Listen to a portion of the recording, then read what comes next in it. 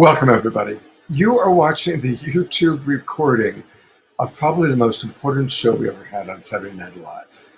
And we've cleaned it up and tightened it up. There were some technical challenges because we want you to see the remarkable conversations that we had with an incredible group of people. For a long time, we've all been waiting for government disclosure, for their truth to come out about the extraterrestrial influence and energies and impact on our planet. It's finally happening. Now, to a very small degree, the government is finally coming forward. And you're going to hear tonight, especially from Steve Bassett and Danny Sheehan, who understand, as well as any citizen, exactly what's taking place behind the scenes. And it's very impressive and very exciting. So definitely you want to listen to that part of tonight's show. We have an amazing group of people from all over the world that are making this happen. Led by our beloved Mark Sims, you'll hear live from Danny Sheehan telling you all the latest about his meetings with the Inspector General and the Pentagon. Meet Stephen Bassett, who for 15 years has been the executive director of the Paradigm Research Group and has done a tremendous job in raising awareness about what's really going on. Whitley Strieber, the best-selling author and the grandfather of this entire movement, will be with us live. You'll also meet new friends such as Sylvain Rouchon, who is one of the directors of the Alliance for Extraterrestrial Diplomatic Contact, and they have raised $50 million to build the first embassy for our galactic friends. Our co-producer and co-host is the great Alan Steinfeld, author of the new book, Making Contact. You'll also meet Marina Seren, an experiencer and fascinating woman coming to us from Europe. We're going to kick off by introducing you to Mark Sims. Many of you know him. He's one of our dearest friends. He's the sponsor of tonight's show. He's putting together an incredible event taking place in August, which we're going to hear all about. And I want to say that in getting to know Mark personally, he is such a beautiful model for having an awakening experience, integrating it, changing his life, and dedicating his life to planetary awakening. So we love you, Mark. Take it away. I want to introduce our first song. This is a song that was done by a dear friend of mine, a famous music composer and producer out of Los Angeles named Bruce Sugar. You should check him out, brucesugar.com. He's got his own website. He's the who's who in music production. He has worked with Paul McCartney, Ringo Starr, everybody who's anybody. He's just amazing. I could go on, and he and I formed a friendship back in 2016 doing a song for Standing Rock that became the anthem for that activist movement when Danny Sheehan and I and a bunch of other people went out to South and North Dakota to protest the building of the pipeline there.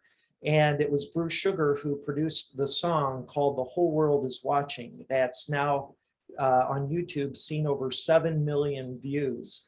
And he produced this song I'm going to play called The Arrival Countdown. So let's kick this off.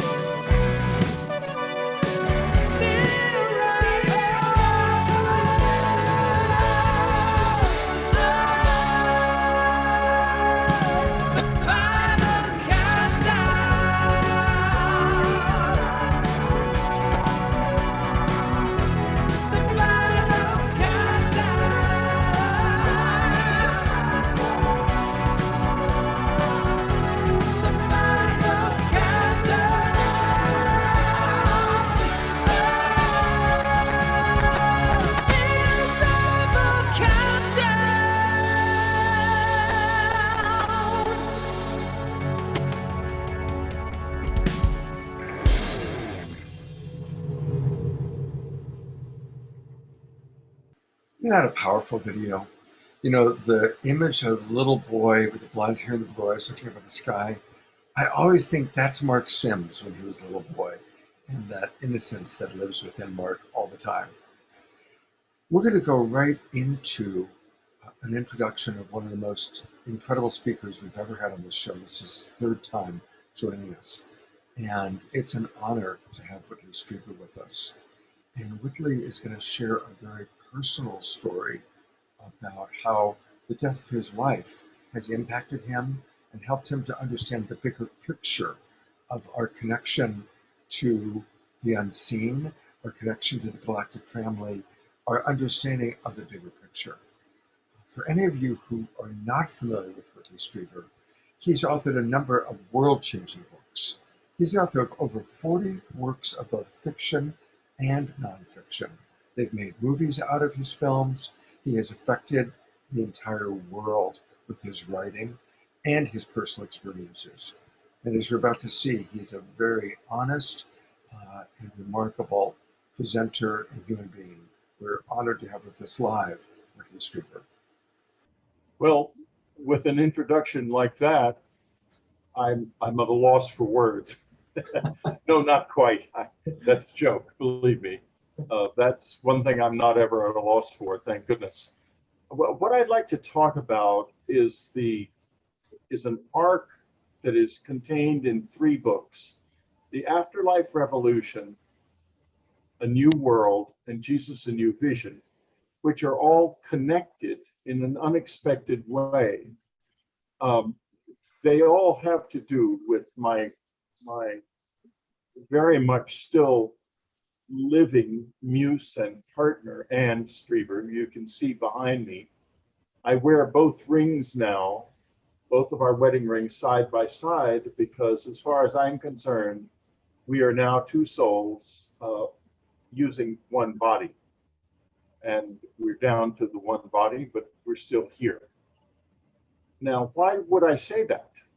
The reason is this. Annie passed away in 2015. Some years before, she had identified the fact that contact with our own dead and contact with what we then thought of as aliens, and I don't even believe that's a reality anymore. There is no aliens. We are all in this universe together. We are all part of it. And no one is an alien.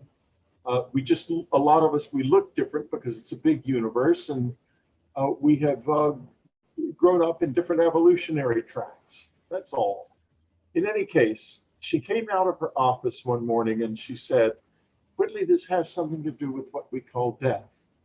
And she said that because letter after letter we got after the writing of communion would mention that dead friends and relatives had been with the visitors. People were seeing them all at the same time. And when we began to have groups of people, when Anne figured out how to get the visitors to come to our cabin when there were people there, we began to have organized groups meeting them. It would often be true that someone who would encounter one of their own dead before the visitors showed up, and Annie would always say, "Okay, that means they'll be here tonight," and she was never wrong about that.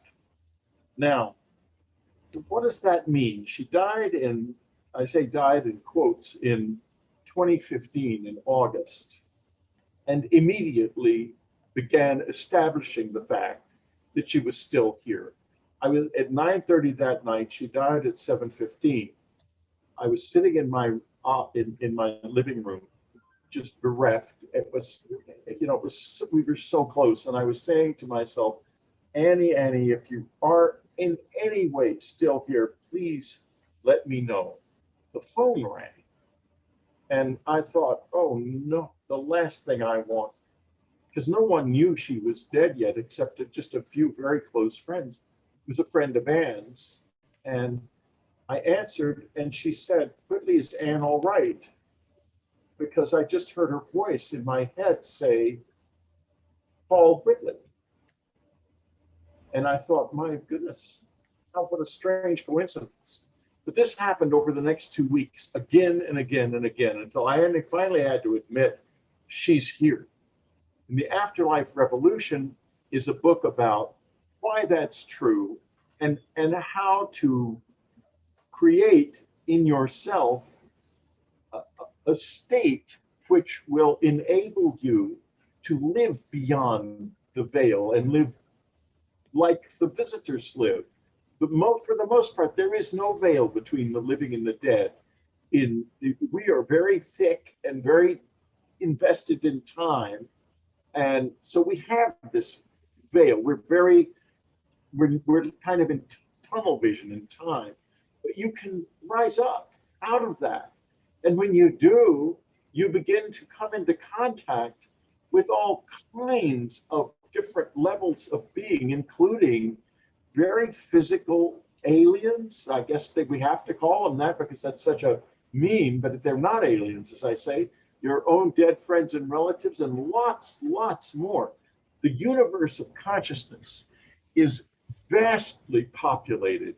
And I'll tell you something else about it. It can be scary, but it is also a lot of fun. It's tremendously energizing. And then the next book, A New World, was written with Anne and with the visitors.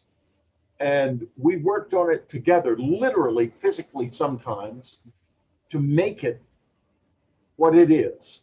The title comes from a statement that was made by a great man, Colonel Philip Corso, who years ago began to tell his story of life behind the scenes with this. And one of the things that happened during a contact experience was he was asked to turn off some radars by the visitors so they could leave a certain place in New Mexico. And he said, being a soldier, he said, in my business, they asked for 10 minutes. 10 minutes can be a long time, which is certainly true. And he had the radar. He said, what's in it for us? The answer was critical. A new world, if you can take it. That means if you can stand it, if you can handle it, if you can take it into your soul, heart, and body, if you can take it in every single way. That's why the book's called A New World, because we can take it. Now, the next book, Jesus, A New Vision, is a response to the negativity that is in the close encounter experience. I found the visitors to be very reflective, and the harder I worked on living the good, the better my relationship with them became. Now, one of the things that closes off the teachings of Jesus about the good from so many of us is that it is all mixed up in religious doctrine. What Jesus A New Vision does is it extracts the teachings from the Christian doctrine and shows where that doctrine came from. It didn't come from Jesus, it came from Constantine 300 years after Jesus died.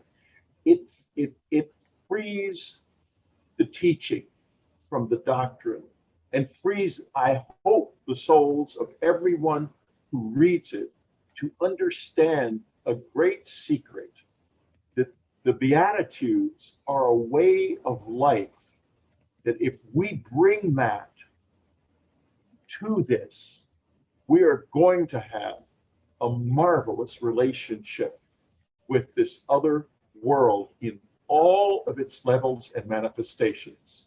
And it is necessary for academics, spiritual workers, scientists, anyone who is not engaged in a military response to step forth as best they can and make this work, because that's how it will work. Shoot 'em up is never going to work, and they're going to just sit there waiting for it to be over because there's not a thing we can do to them in any case. So that's where I am right now. And so, speaking of being in a place, it's a lovely place to be here tonight. I can feel the tremendous energy of this, and I'm so thankful to Mark and Scott and Deborah for inviting me and for making all this happen. So now we are going to take the energy that Whitney has so gracefully brought us to and raise it up even another notch of consciousness. And that's certainly what Cornflower can do. He is an incredible genre-bending vocalist, live looper, beatboxer, and his music is fusion of organic a cappella soultronic. And the main thing that happens is Cornflower does improvisational songs and his own work. He channels from spirit and he takes us on an energetic journey of heart and soul, raising the frequency up to the next level. And he's totally aligned with all that we have going on here tonight. So he will transmit all that we're feeling and loving and opening tonight through his music. He's one of our favorite musical artists on Saturday Night Alive, and so happy to have you on this show, Cornflower. Welcome. Thank you so much, Deborah. Thank you, Mark. Thank you, Scott. And it's a huge honor, honestly, to be here tonight. I haven't really talked about this publicly to too many people, but having Whitley on tonight really is inspiring to me. When I was 7 years old, I started having dreams, at least what I thought were dreams, of extraterrestrial beings coming to my home and waking me up at night. And that went on. It was a reoccurring dream that kept revealing itself every night. And it was every night. I had it from the age of 7 to 13.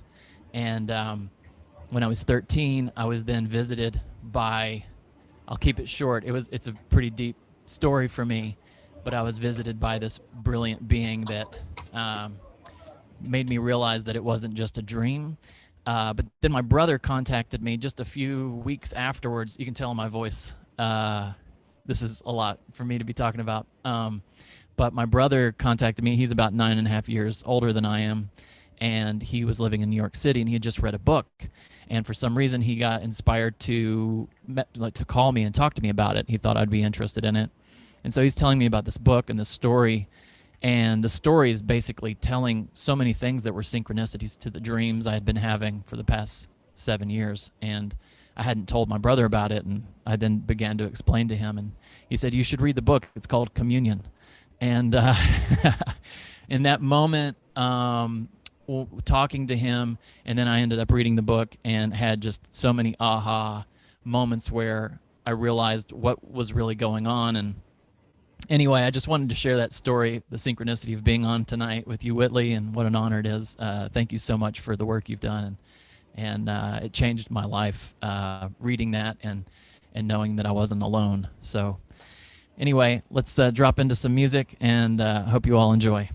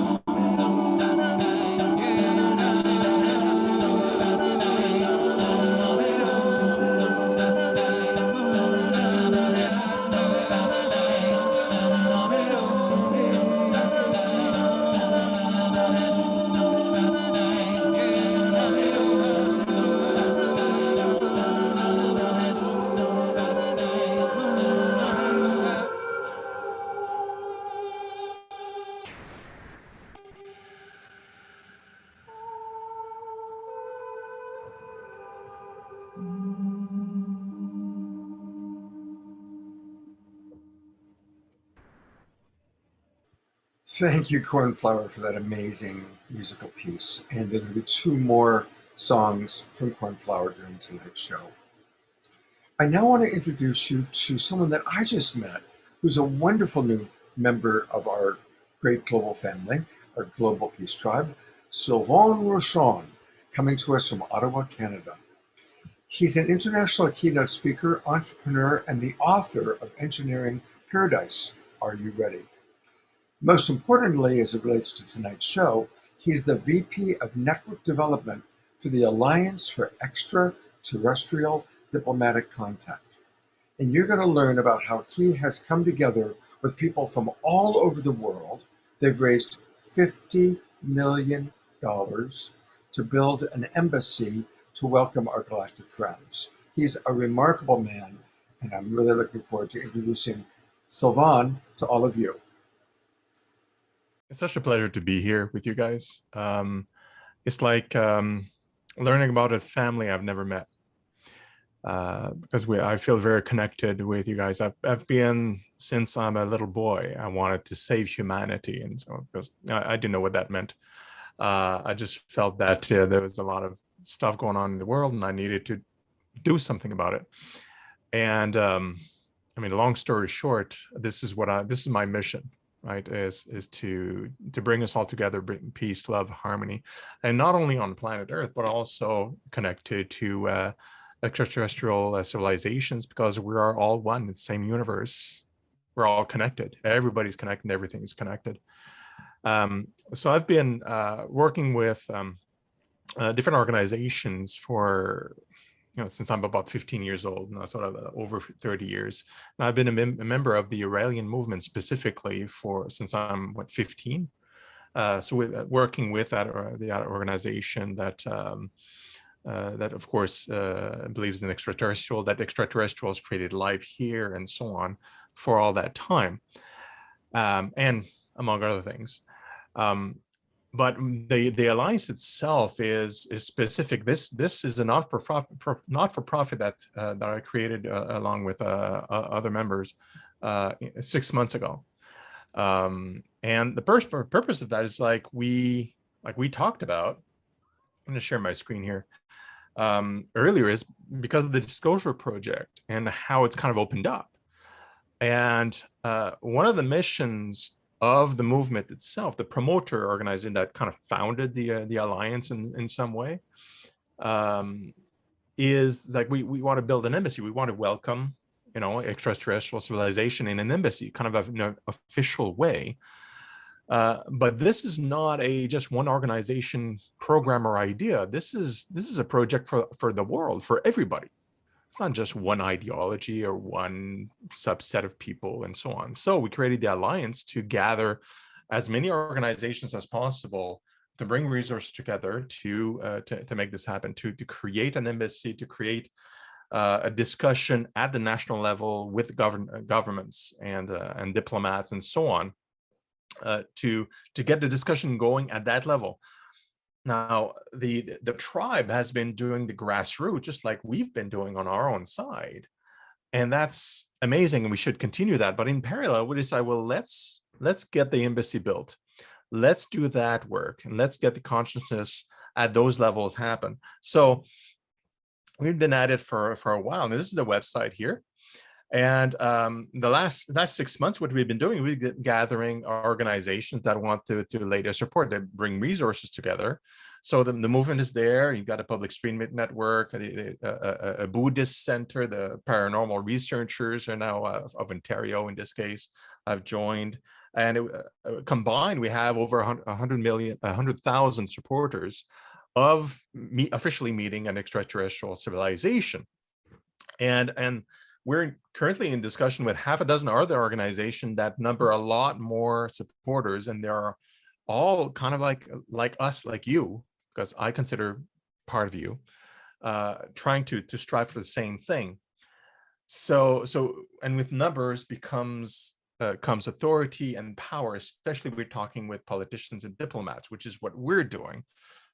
So numbers do count when you're talking to these people to get the discussion going at the UN, at a national level, a little bit like what what some of the speakers have been talking about. We need disclosure. We need to talk about this. We need to open up to other civilizations.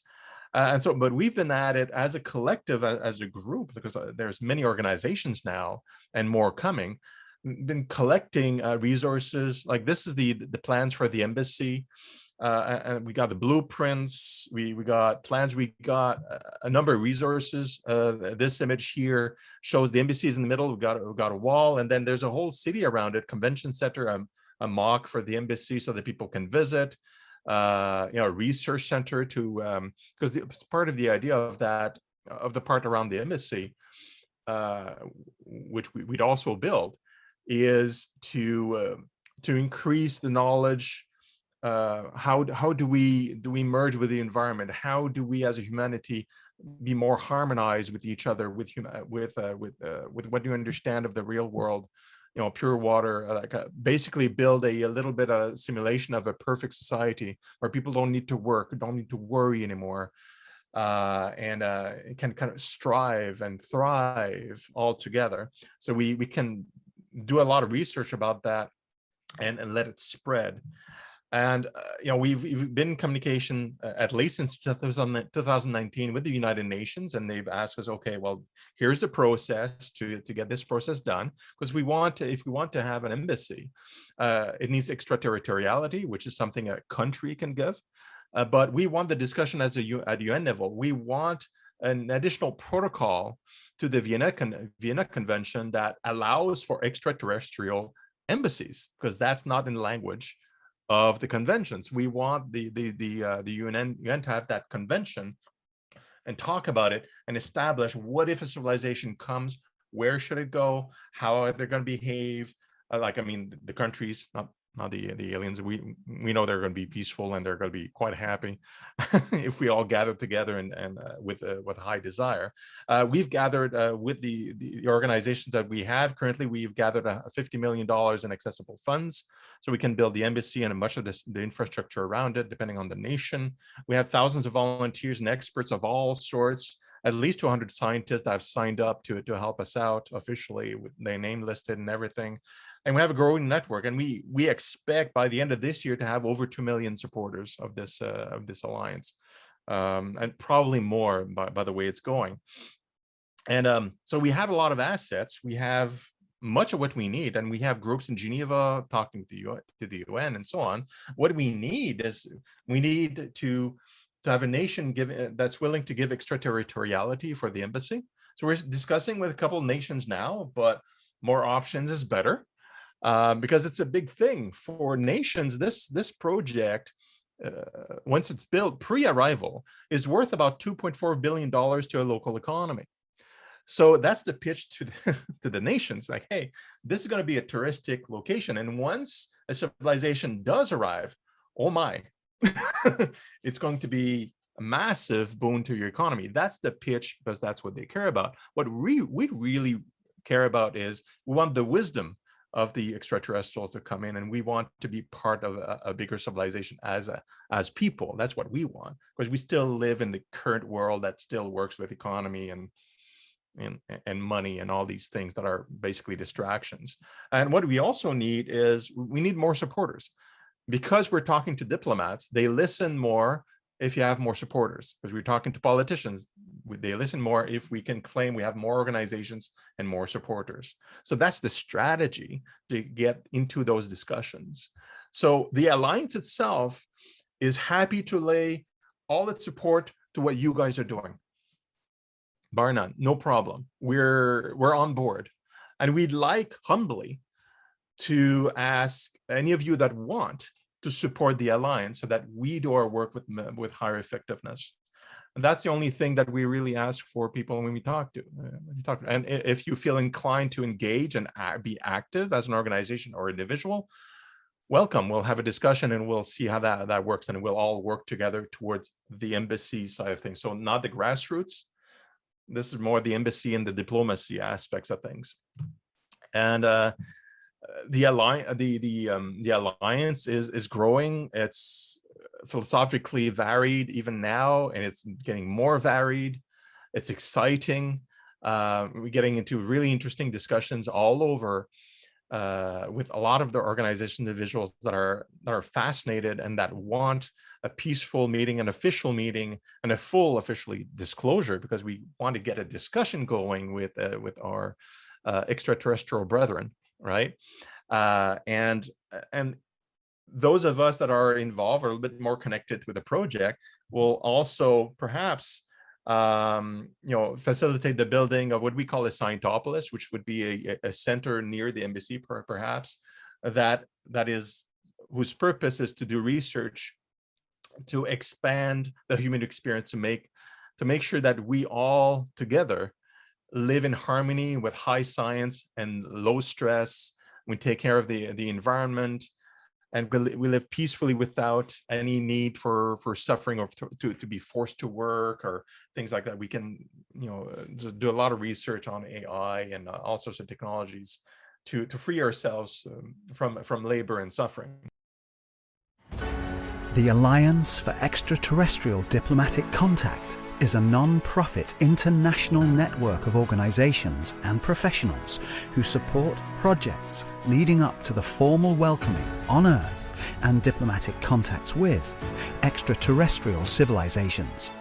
As soon as our humanity and the political leaders governing our world will be ready to do this officially in an internationally recognized embassy. We believe there are many advanced civilizations neighboring our galaxy, and one in particular has been observing and preparing us for a long time for an eventual encounter. They are simply waiting for us to become more supportive of a peaceful and open contact. Building an embassy with the support of the United Nations would show extraterrestrial civilizations that we are ready to become an integral part of a greater galactic community, and to embrace the science, technology, and wisdom of more advanced civilizations. Alliance members would benefit from the progress of this project on all levels, and if they wish, they could also be involved in the planning and construction of a scientific, touristic, and economic center built next to the very first embassy for extraterrestrial diplomatic contact. Join the Alliance network and help make the Extraterrestrial Embassy project a reality. Be part of the most important event in human history. Contact us at our website www.alliance4et.org.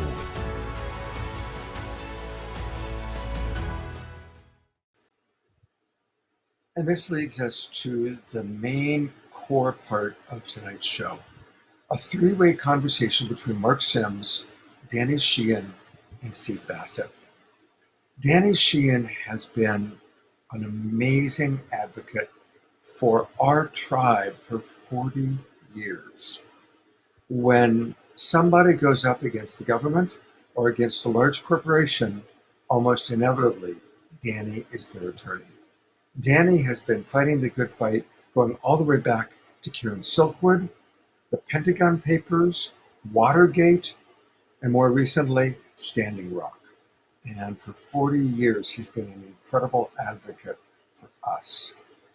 Most recently, you've probably seen him on the previous shows.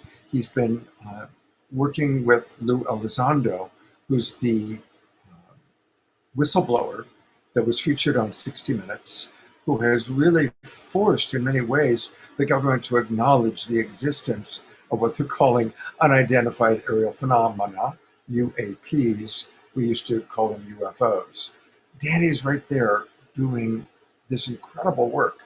He has been in Washington, D.C. 3 times in the last 3 months, meeting with the Inspector General and the Pentagon, really trying to get this work out there. And then Danny is going to introduce Steve Bassett, who has also been doing this amazing work for decades. Listen closely to what they have to say, especially as Steve describes very specifically what's really going on inside the government. It's good news, you guys. It's really good news. Let's listen. Steve and I have been working together since the dawn of time. when Stephen first arrived back in Washington, D.C., he and I were together. We, in fact, went out and helped unload his car when he was setting up his first office there outside Washington, D.C., to just come in and say, look, at somebody in the UFO community has to take responsibility for keeping both feet on the ground and talking with representatives and their staff, and coming to grips with the real world, which is functioning at a fairly low frequency in the realm of political reality in Washington, D.C., and work constantly to get the Congress to come forward, to have hearings, to call witnesses, to present to the people of the United States and the world the information that they can get from the executive branch to try to present this. So Stephen has been laboring in the vineyard in Washington, D.C. for it's probably 30 years now. And he knows the exact dates of this, but I remember, and I said, look at bless Stephen Bassett, because he's doing this job. Other people are doing different things, having contact experiences, holding conferences, reaching out to people in the executive branch and having meetings. And Steve has been focused on trying to do everything that he can to get the executive branch to come forward with important information that we're all certain that they have, utilizing the authority of the legislature. Because after all, it is in fact the Senate and the House of Representatives that really constitutes the heart of the government of our country. They are the Article 1 power of our government. The President of the United States and the executive branch is set forth in Article 2. And there's been some tension historically from a constitutional point of view between the two branches, because the executive branch has a tendency over time to start to develop a certain sort of bureaucratic imperative where they mistakenly come to perceive themselves as the government. And they tend to not respond as effectively as they should to the legislature. And sometimes the legislature itself tends to yield up authority to the executive branch and kind of minimizes their kind of authority. So this has been the realm of Stephen Bassett for almost 30 years now, at least, and has been working, and everybody in the UFO community, when you think about Washington, D.C. and trying to deal with the legislative branch of government and getting hearings by the United States government, turn to Stephen Bassett to find out what the present status is, what the communications are with any of the people on the staff, how long it's going to be before we're going to be able to get them to have hearings. And the reality is that Stephen has the best insight of anybody in the UFO community right now about how this looks from the point of view of the legislature and from the Congress of the United States. How are they responding to for example, Lou Elizondo resigning in public protest as the head of the Advanced Aerospace Threat Identification Project, the United States Pentagon, coming forward along with Chris Mellon in reaching out to the New York Times and publishing the previously secret gun camera photos and video of real live UFOs, pushing the issue to get the executive branch to come forward and start making acknowledgments about the reality of the UFOs. So there's been this extraordinary process that's been going on, and Stephen will talk to us all about it here. That's been going on since December of 2017, actually a little bit before that, in October of 2017, with the coming forth of people joining the To the Stars Academy, a number of people from the inside of the intelligence community and national security state bureaucracy coming forward to form a group that was intending to try to push this process forward, and it resulting in the front page coverage of the New York Times, most recently now generating coverage by 60 Minutes of a full interview with not only Lou Elizondo as the director of the Advanced Aerospace Threat Identification Project inside the Defense Department, but also with Chris Mellon, who was the Assistant Secretary of Defense for Intelligence, both under President Clinton and under George W. Bush. And now the progress is being made with the work that everybody has been doing to try to move this process forward. We now have these government officials from previously within the executive branch itself making statements that denying that these vehicles can possibly be from the Soviet Union or from China. We have the pressure they're putting on to the executive branch and the Defense Department to actually stating that these are not ours. The vast majority of these instances are not ours. Whatever the weight might be put on the negative pregnant, that some of them conceivably could be perceived as UFOs, that may be some technology of ours. But the bottom line is we're in an extraordinarily important period. And Stephen has a unique perspective to bring to the community, talking about these efforts that we're talking about generating citizen diplomacy, to reach out and try to establish direct citizen-to-citizen contact with the extraterrestrials. Stephen has invested extraordinary amounts of time into trying to make the government structures work to perform their constitutional duty, both the legislative branch in the House and Senate and in the executive branch. And so he wants to sound, I think, a constructive and affectionate note within the community to be careful here, to not do things that might interfere with the ongoing process that he's been working at for years, I think, to get this thing to happen within the constitutional government structures.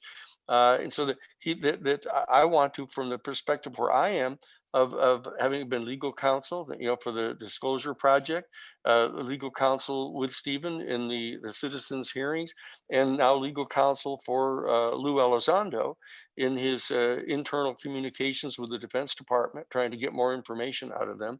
I want to be the one to endorse and support what it is Stephen is doing from his perspective, and encourage him and give him every opportunity possible to communicate his perspective to all of us as we're going forward with this process. So with all of that said, here he is, the man himself, Steve Bassett. Thanks, Danny. Let me put it this way. There have been efforts to resolve this issue going all the way back to 1950, 51, a couple of years before enough sightings had occurred and things started to get cooking, all the way back to Donald Keogh, which is, I think, the first activist, true activist. And they continued.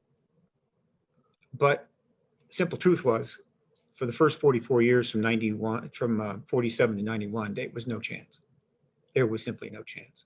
Whatever you did, whatever you could come up with, no matter who you were, not going to happen.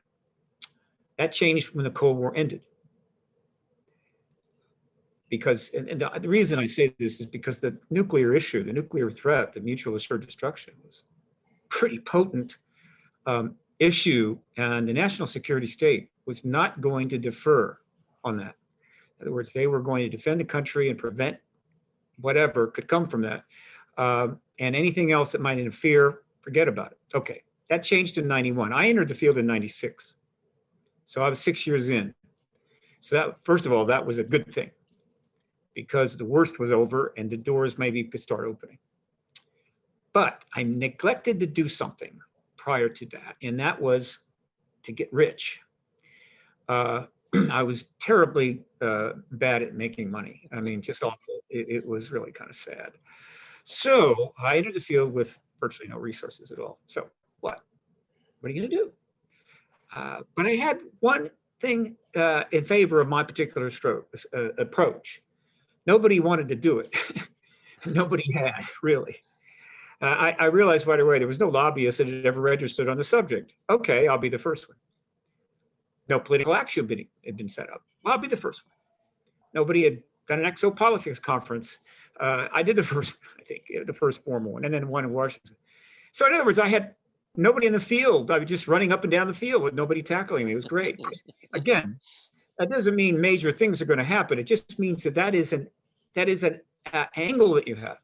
And it worked because the lobbying registration attracted the attention of the Washington Post. They came out, gave me a wonderful interview. They put on a big article on the front page of the business section where all the rich people go. Unfortunately, it had a huge photo, and it's the worst photo ever taken of me. I won't even show it to you, but you could find it if you look hard enough. One day I'll bring it out just to show you how well I've done since. And that was it. That was a credibility marker. But believe me, I had no illusions that I'm going to just go downtown and talk to a bunch of people on the hill. Before you know it, I'll panic. No. But I like journalism. I like journalists. And I knew that when I entered the field in '96, that journalism was the key to activism. In other words, but Gandhi knew that. The movement to get rid of the British really got going when Life magazine turned up with some photographers that started taking photos of things and putting them on all around the world. And people are going, wow, that's what's going on there. And before you know it, well, and it's happened in other ways.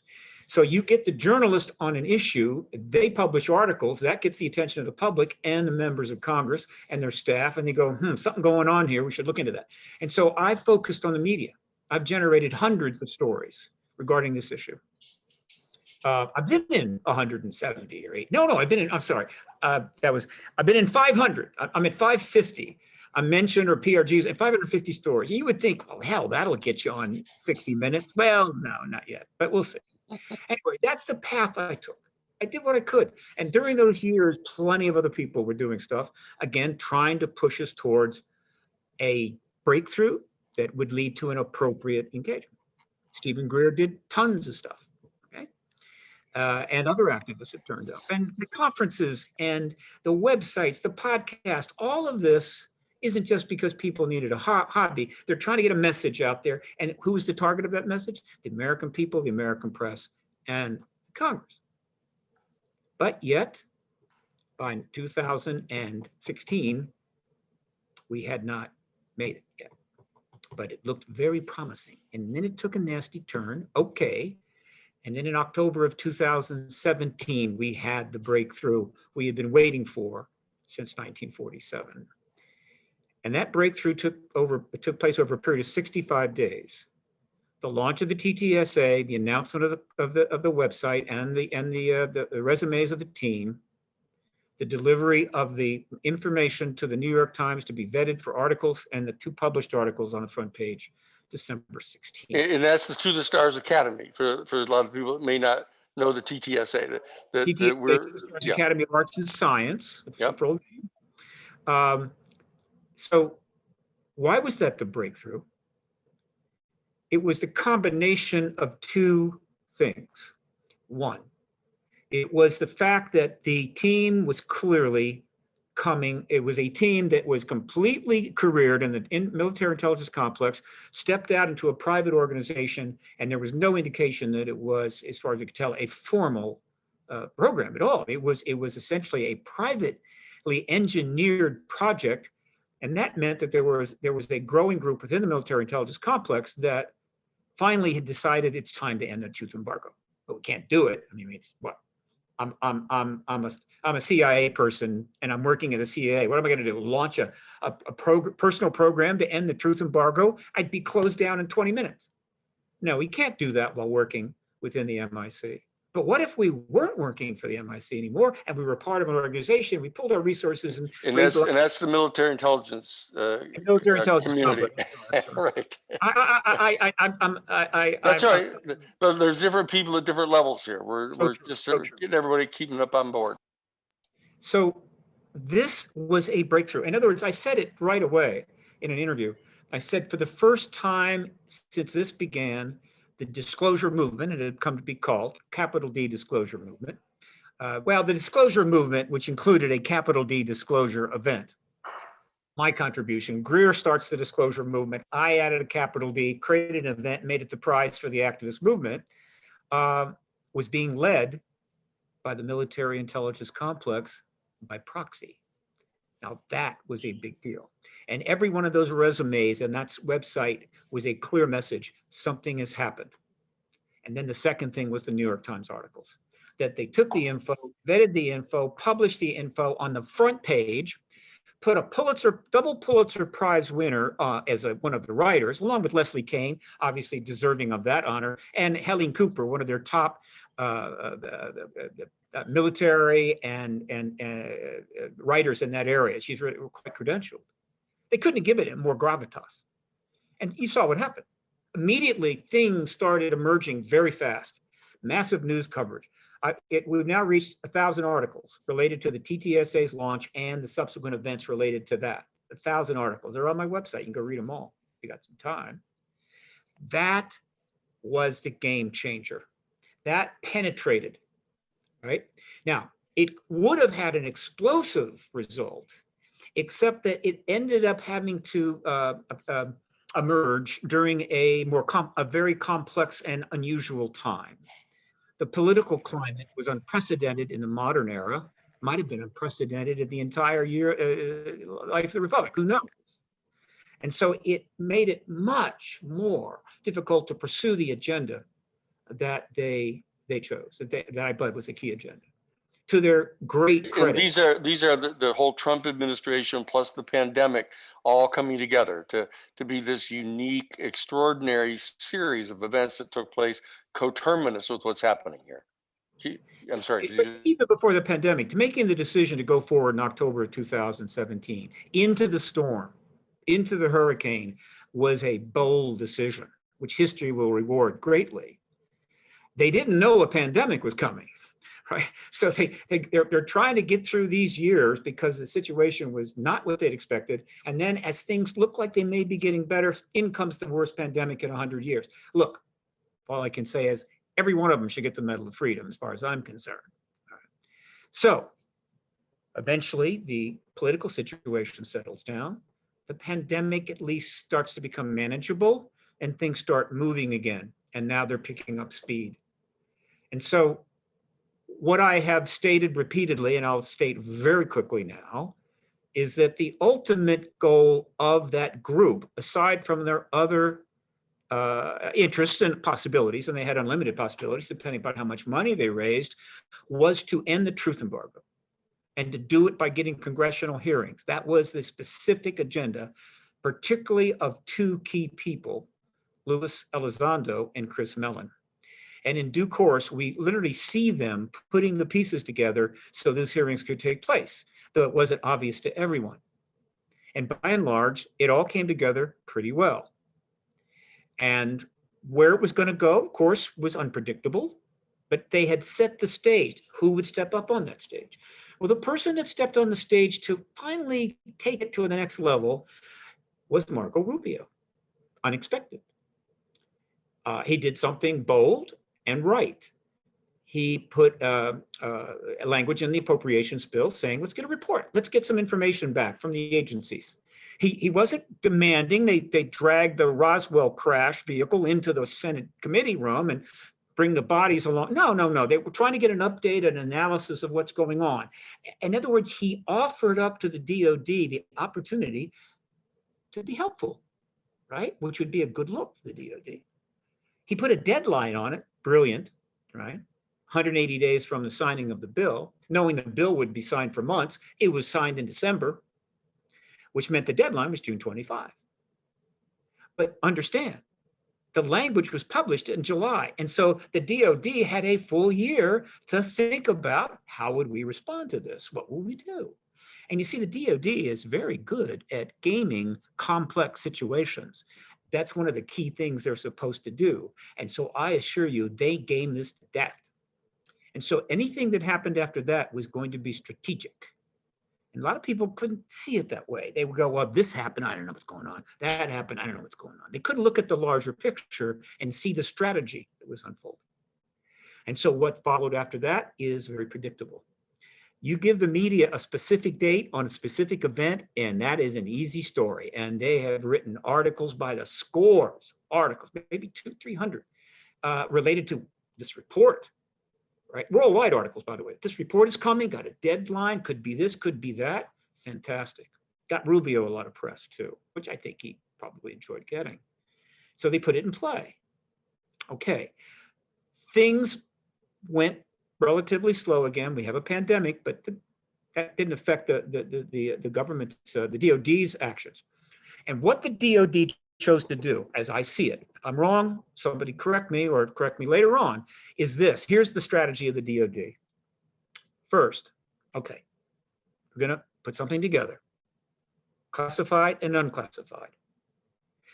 Before we put the classified report into the hands of the Congress, we're going to leak to the New York Times about 2 weeks ahead of time what's in the unclassified report, what the public might get, right? Smart move. New York Times publishes that, generates a lot of interest, but it focuses it on the public report, the public report. That's not where the DOD wanted focused. I mean, that's where the DOD wanted it focused, not on the classified report, which was the report. Right? And so people are waiting for the public report. Meanwhile, 13 days later, they deliver the classified report to the 4 key committees and give them a briefing. But there's not a lot of attention put on it, right? Everybody's waiting for the public report. But it's the classified report that matters in terms of hearings. And so then the Congress, all these members of Congress have, I think it was another 16 days to look at it, consider it, what have you, and 14 days. And then the public report comes out, and it's massively disappointing. Not to me, not at all. You see, the DOD doesn't want to give anything to the public, not for nefarious reasons per se in this case, but giving any hard, solid, big, broad information to the public is going to create all kinds of issues. And worse, is going to create issues for the Congress and the members in Congress on the committees. And so that's not something they want to do. They want to give it to the Congress, and the Congress will decide what we see and hear. The Congress will decide about hearings, and the DOD can step back, which is exactly what they should do, because the DOD's prerogative is not to bring this information to us directly or to disclose directly. Absolutely not. That is the president's prerogative. They want to be in that game. And so you give it to Congress. But they had to put something to the public because there was a date. It was like, Rubio wanted some public stuff. And so we got to give them something, right? We can't just give them a note and say, look, no, we decided just to go classified only. That wasn't going to fly. So they come up with 6 pages of classic DOD speak and a lot of acronyms. And the 2 key points they leaked to the New York Times back in the 3rd of June. So people are going, oh, yeah, that's what they said would come out. Then Rubio and Christopher Mellon gave us supportive statements about, okay, well, that's good. Glad to have that. It wasn't a lot, but and so forth, which is appropriate, right? They could have shot it down. I was a little concerned that they gave those statements, but now I realize it was strategically wise. And then, coincidentally, the Senate went directly into recess the day after that report, and it will return from recess on Monday. All right. And so in toto, these committees have had this classified information for 26 days to consider what to do about it. And of course, what to do about it is to have hearings. Now, there's already been, we think, 1 leak. Do you think the DOD was unhappy about that? No, no, no. If you've been in Washington a long time, you know that if you give 70 members of Congress some really significant, interesting information, unless it involves exactly where our nuclear submarine's on, it's going to leak. They wanted it to leak. Because you see, if it leaks from Congress, it's not coming from the DOD, is it? Right? Congress wants to leak, that's their prerogative. They represent the people. And it started to leak. Richard Dolan may have gotten a very significant report from the committee that was, I think it was transmitted verbally to a close confidant of Richard, who he trusts. That confidant wrote it down, hounded to Richard. He put it up on the internet in his last podcast. This, if it's a legitimate leak, is very, very significant. I hope you can find it. I can't have a page to share, but Richard Dolan, the podcast leak, whatever. And he puts it up on the screen. And in a few words, here's what is in that very possible leak from the briefing in one of those committees. They briefed him on all of the advanced propulsion systems presently under development by our government, indicated that all of those propulsion system projects were being run under the aegis of DARPA and conducted by a group called, and managed by a group called Group 6. Okay, fine. It indicated that, yes, there were metamaterials, indicated in parentheses they were possibly ET related. And then they hit it with the key statement. And this key statement is very supportive. Ah, that's it. Hey, excellent, excellent, excellent. While I'm talking, feel free to read that. The key statement comes at the bottom, okay? And which they basically say, I can't actually read it because I've got some blocks there, but what they're saying is that we test these things, these propulsion systems are tested over the Nellis Air Force Range, right? And by the way, and they mention how it's funded. And these prototypes of flying crafts utilizing the above technology, which by the way includes number 3, anti-graviton propulsion system. They're saying, yeah, we were working on anti-gravitic propulsion system. That is not trivial. We think they actually made some anti-gravitics. They've actually made craft with anti-gravitic technology that they've either figured out on their own or re-engineered. They're basically saying, yeah, that's significant. That is not trivial at all, but it's not in the public report, is it? And then they say we tested these things over Nevada and people have maybe seen these things. However, here's the key statement. None of the experimental crafts have flown outside the Nellis test and training range. None of these experimental craft can be attributed to the sightings photographed by the US Navy. Do you see how significant that is? They are telling the Congress the truth. Yes, we have advanced propulsion systems. Yes, people might have seen these operating, but we don't fly them outside the Nellis Air Force Range. We don't fly them over Arizona, right? We don't fly them around our aircraft carrier groups. And the technology we have is not represented by those sightings.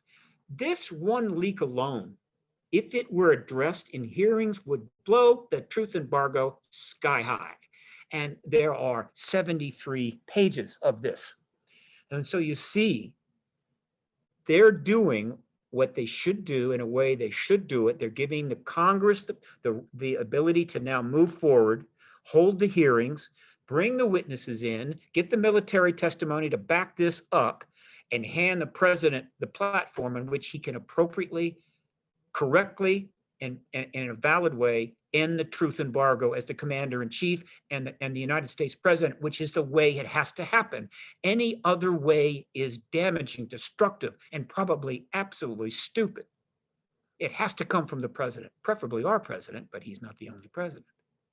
And so my next call, for those of you placing bets with the new bookies in town, there's bookies everywhere now, it's taking over, is that when the Senate starts up again on Monday, count the days. If I'm Rubio or I'm Warner, I cannot sit on this situation with that classified report known to us, the public knowing that we have it, with leaks coming out, and not say anything about hearings or come up with some statement. Well, maybe next year we'll revisit this. I don't think so. I'm expecting an announcement from Rubio or Warner this week, coming week, that at minimum, they're going to hold hearings. And if we're lucky, they will give a time frame. And if we're really lucky, that time frame will be soon. So let's see how that goes. I'm excited myself and ready to get involved in any way that I can. So there is Steve Bassett's latest optimistic report about what's potentially going to be happening. There are people all throughout the UFO community with varying levels of information or sophistication about inexperience in dealing with these issues. And so there's a vibrant conversation going on inside the UFO community now about prognostications about whether there's going to be hearings, if so, when, how much of this classified annex is going to get ultimately leaked or released. You know, that Lou Elizondo has now stated that rather than there being 73 pages in this annex, there are 400 pages. That Lou has now stated that there's 400 pages in this annex. And that's a big load. I mean, that's a lot of stuff that's in this report. And my judgment is that Lou is in a position to really know what's in there. And so the process of all of the different citizens, people who are outside of the Congress, people who are inside the Congress, people who are inside the executive branch, people who are outside the executive branch, people who are journalists, investigative journalists, other people who are in the media, anchor people and stuff. There's all kinds of people in our human community now that are involved in this conversation. And there are scientists who, up until just in the last year or two, felt that it was absolutely death to their academic career in their relationship with universities, to say nothing about government funding, for them to ever talk publicly about this. So there are people now in the Mensa crowd, in the scientific communities, who are now talking to each other about this, saying, wait a second, if the Defense Department is now acknowledging that these things are real, and they're acknowledging that the highest probability is that they're extraterrestrial, we need to be involved. Those of us in the scholastic community and in the scientific community need to be involved in this, and they are starting to talk among themselves now. So all of this stuff is boding well for this unveiling process to continue apace. And what we're doing is saying is that one of the other factors that I think is important is the citizenry ourselves saying, look, while all the effort is being made to get the different government institutions and media institutions and all of the other religious institutions and everybody to come forward as kind of representatives of the laity and the civilian population, the citizens ourselves have to get busy. Because the citizens reaching out to establish direct communication with the extraterrestrial civilization, I can tell you, starts to strike fear into all of these institutions because they're saying, like, wait a second, what if we lose control? What if the citizens themselves start participating in direct communication with the extraterrestrial beings? What happened to our major effort at restricting democracy to representative democracy? That means us as the representatives, they're saying, the educated elite, and the people in the CIA and in DARPA and in all of these major institutions who view themselves to be the ones in charge of making decisions rather than we citizens. So this coalition of citizens all coming together in whatever our respective walks of life happen to be, whether we're lobbyists in Washington like Steve, or like citizens like ourselves, or lawyers like me, or journalists, or people like Lou and Chris who've been in the government and are now outside of the government, people like Bassett and the other people, the CE5 people, all the people, or excuse me, and Stephen Greer, and all of the community. What we have to do is our whole citizens have to move together, everybody from their respective place in life, to push to get this to happen. And it includes reaching out to communicate with the extraterrestrial beings to basically say, very respectively, what the fuck are you guys up to? What is it that you're doing? What is it that you want? What is it that you want to tell us? How truthful is it of all the people that you've been having contact with, saying that you keep saying we've got to get rid of the nuclear weapons. We've got to get rid of the nuclear power stations that are generating all of this waste material that's threatening to destroy our entire environment. We've got to get rid of fossil fuels, so that we all have to do this.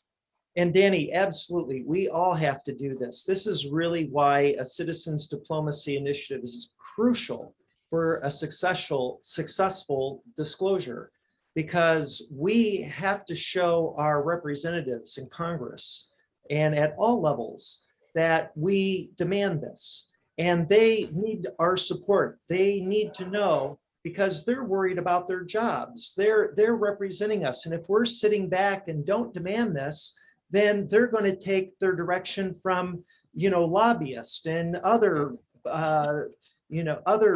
Corporations, the military industrial complex. Exactly. Yeah, absolutely. So it's critically important that there be a citizens diplomacy initiative, and that part of that needs to be a constructive, serious think tank. I think we need to take a lesson from the think tanks that exist, the Heritage Foundation and the others that will remain nameless.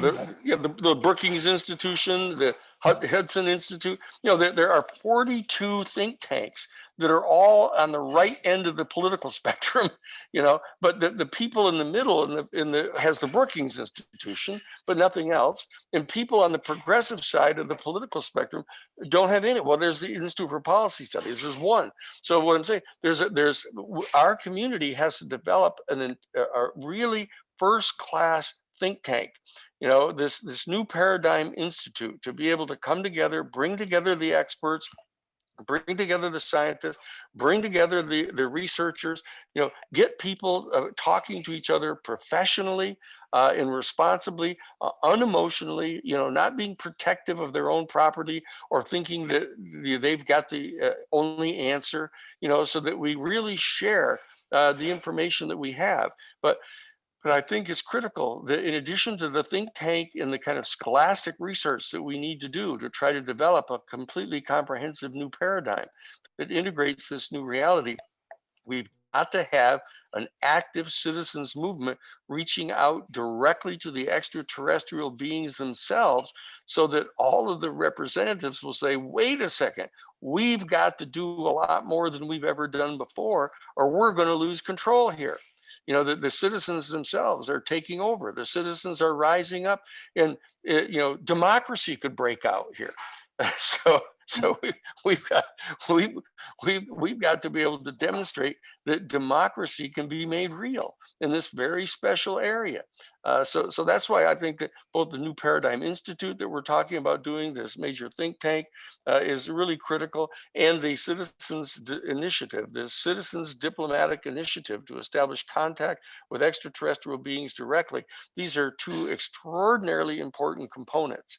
Yeah, I think the citizen engagement has two fundamental aspects. One is engaging in contact, CE5, CE6, whatever, and also engaging the government. Now, trying to engage ETs directly actually goes all the way back to the 50s, but it really starts to become significant around 1990.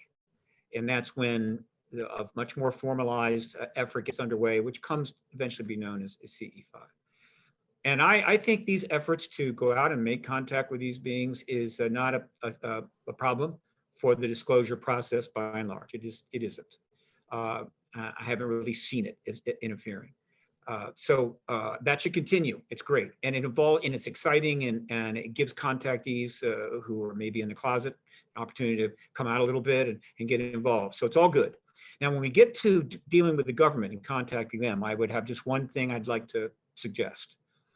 When I was a serious tennis player, I learned something that, this kind of sports like that, one-on-one, that I always carried with me. And that is, the only thing worse than a bad loser is a bad winner. And so I'd like to mention that we're winning right now. And so if you're going to engage the government and let them know that, try not to rub it in and try to be positive. In other words, don't get them like, are set up and we're angry, we're not going to take it anymore, and you're lying, and you do this, and we want it now.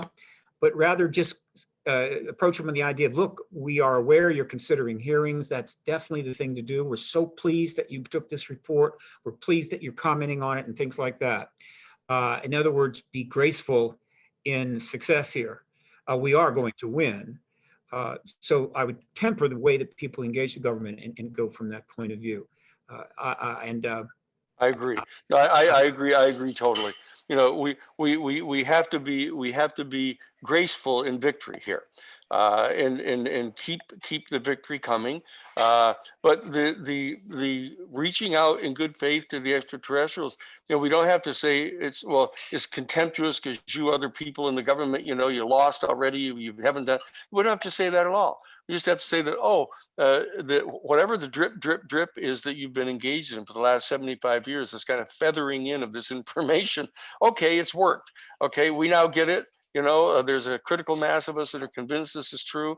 And the perfectly logical thing for us to do is to reach out and establish direct contact with the extraterrestrials. So that's what we're doing, and that we're going to keep on doing it, and we're hoping that you're going to be doing your constitutional duty as well. And we're going to keep encouraging you to do that. We're going to cheer you on. But we're definitely going to be doing this. We've discovered what democracy is all about. Congratulations, you have succeeded in training us to be good citizens. And so here we come. And there's an ever-growing number of us who've already been doing this as part of the CE5 movement. That's right. That's right. And so this is already underway. And what I would like to see and what I'm passionate about is taking it to a whole new level. How do we organize in effective ways on a global level to meditate and to put out the Harrian call? We extend an invitation for you to show yourselves to the human family. And I think they will respond. In fact, I'm certain of it, but we have to reach some tipping point, some critical mass of coordinated effort. And along with that, show that we're responsible of this, that we have to remember there are still a majority of people who aren't aware of this issue, are just learning about the UFO, ET, UAP phenomenon. And so we have an obligation, I feel, as part of a citizens diplomacy initiative to help our brothers and sisters, to educate them. And that needs a lot of thought and careful thought on how to do that. But we can begin the process. And what this harmonic convergence meeting in August is really about is beginning that process. And so we have a 5-day event. I'm going to put up real quick a website. Let me just, this went live today. Please apologize. I apologize ahead of time here about how basic this website is, but this will be, this is makingcontact.com. This is the new official website for the event that we're doing in August. So we will be putting up more information here, but at least now you can sign up. Penny? So this was just put up today, and you can put in your first and last name and an email address, and we will be following up with more information to you about the tickets when they go on sale, which we anticipate will be sometime in the next 2 weeks, that we'll have the full speaker and panelist organized. And so we're just now getting this off the ground. But the goal here is to begin this dialogue, and it's going to take place in virtual space. I'm going to really quickly show you. Give us the website, Mark, for the. It's makingcontact.com, which of course is the same name as your book. How much do you have to pay you, Mark? Thank you. And Stephen will be there, and Danny and Alan and Jimmy Church, Sylvain will be there, and many other people. Richard Dolan has committed, Whitley Strieber will be there. We have already an amazing A-list roster of the who's who in this field, but what we're really attempting to do here is to bring other people from other fields that don't typically associate themselves with this phenomenon or discussing it openly. And those are the people that we hope are going to really make this special. And so, Danny, do you want to say anything else about that? Sure. What I want to emphasize is that the structure of what we're going to be doing from August 18th to the 24th is trying to kind of help lift up kind of the professional quality of the study of what it is that we're talking about doing here, to understand that when like a lot of people have heard me say it before, but way back in November of 2009, the Roman Catholic Church convened a bunch of scientists over in Rome at the Castel Gandolfo outside of the Vatican, and after that long conference, the Catholic Church issued a formal statement on November 11th of 2009, saying that, look, now in light of the discovery of more and more of these new extra exoplanets, that we're now, it's clear that we're going to be discovering life elsewhere in the universe much quicker than had been previously anticipated, is how they put it.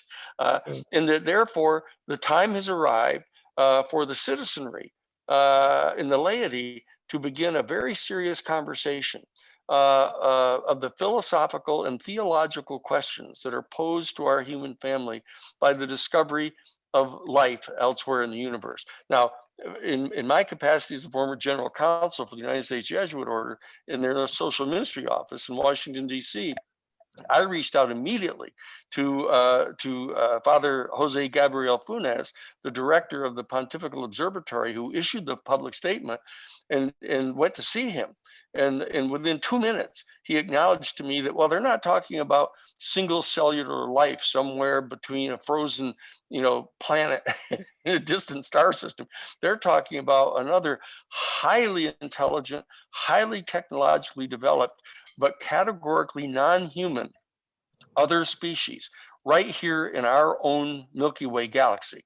And that the time has arrived for us as people and citizens to start discussing the philosophical and theological implications of this. Now, as a lawyer and as the counsel in the office of the largest single denomination in the Catholic Church, the Jesuit Order, the largest order, I said, look, there's a lot more than just the philosophical and theological questions here. There's psychological questions, there's sociological questions, there's political questions that we have to come to grips with. And because everybody has spent so much time for the last 75 years trying to get at the question of whether these are real and whether these are extraterrestrial, that now that we're at that spot where we're crossing that all important line, the time has come for us as citizens to start engaging these fundamental questions. Because these are, I was astonished sitting in a meeting with the Defense Department with Lou Elizondo, with one of the main guys, and I said, all they kept wanting to talk about is, well, how fast these things went, what material were they made out of, how do they survive 600 Gs in these big turns. I said, wait a second, why aren't we talking about who's piloting these things, and where they come from and what their agenda is? And it was like they were astonished, like, well, that's kind of beyond our pay grade. But it can't be beyond the pay grade of our citizens. We've got to come to grips with these questions. And that's what this conference is going to be about. From August 18th to August 24th, we're going to have a panel every single day of leading researchers and experts in the field to start talking about raising up these fundamental questions of philosophy and theology and politics and sociology and psychology. We're starting to do the job that we've got to do in order to prepare for this major paradigm shift that has to take place within our human family. And that's what this conference is going to be the beginning of. Not spending all of our time arguing about whether they're real or whether they're extraterrestrial or what they're made of or how fast they go, or even how many people have had direct contact with them or not. That we're past that line now, that we've got to get out ahead of the power curve and start coming to grips with the fundamental questions. And that's what we're going to be doing. Can I mention something, Mark? Sure, please. Yeah, I think this kind of activity is propitious for two reasons. One, particularly given I think disclosure is so close, to the extent that you can get these kinds of people together, you can get these ideas out there and form some structures, you're going to be able to move much faster in the post-disclosure world, where the competition for other people's worldview and attention is going to be rather intense. So that's a good thing. But the other reason is that I think that these kinds of activities are being observed by members, by people within the DoD and within other parts of the government, the military intelligence complex in general. They're aware of what's going on. And I think this kind of activity would be encouraging to those inside in terms of their providing internal support for cooperation at the levels we'd like to see, because it clearly demonstrates the degree of sophistication and the understanding and the citizen involvement. And that's a positive thing. And it takes some of the angst out of their deciding, should I get involved here? Should I stay back? And so it's very good and very timely. Yeah, I totally agree with you, Steve. And this is really my passion, is to help our fellow man and woman come up to speed, to become more sophisticated and educated on this issue and the complexity of it, because it is complex. And so we need an institute that exists in cyberspace, where people can come and begin their process of being engaged in the information and the education and the dialogue, and then ultimately how to get involved if they wish, at what levels, whether to become an activist or to just simply become a member, or like a student of the Institute, so that they can learn how to become an activist if they wish, or just, being, one of the people in their family that can share with other members of their family and friends what's going on, because this is going to be a big, big issue. What a remarkable conversation we just had the opportunity to listen to. And I really want to acknowledge the incredible work that Dennis Sheehan and Steve Bassett have been doing for decades. And they are so aware of the whole history and what's happening right now. And so I really want to encourage all of us to really take in what they had to say, especially that we're winning, that finally it's happening. So let's leave the paradigm of being all angry at the big, nasty government for not telling us what's really going on. Yes, that's part of the story. There's a lot of the history, but let's come into present time that it is happening, and we're going to have a lot of unfolding information, and it's going to impact the world in many, many ways. And there's going to be a lot of belief systems and a lot of spiritual ideas about it. This is a time for us to just awaken and tune into our own selves and come together as a community. I so appreciate what Danny is creating with the New Paradigm Institute, and let's support these organizations. So we will, Saturday Night Live and my ancillary show, Straight Talk, we're going to continue to let you all know about the ongoing progress. So let's all support the Making Contact Harmonic Convergence 2021 event happening starting August 18th. And we're going to stay very closely connected to each other as all of these things are unfolding. And to really kind of just drop in and digest all that we just heard, thank goodness we've got Cornflower to provide us with some more music. Take it away, brother.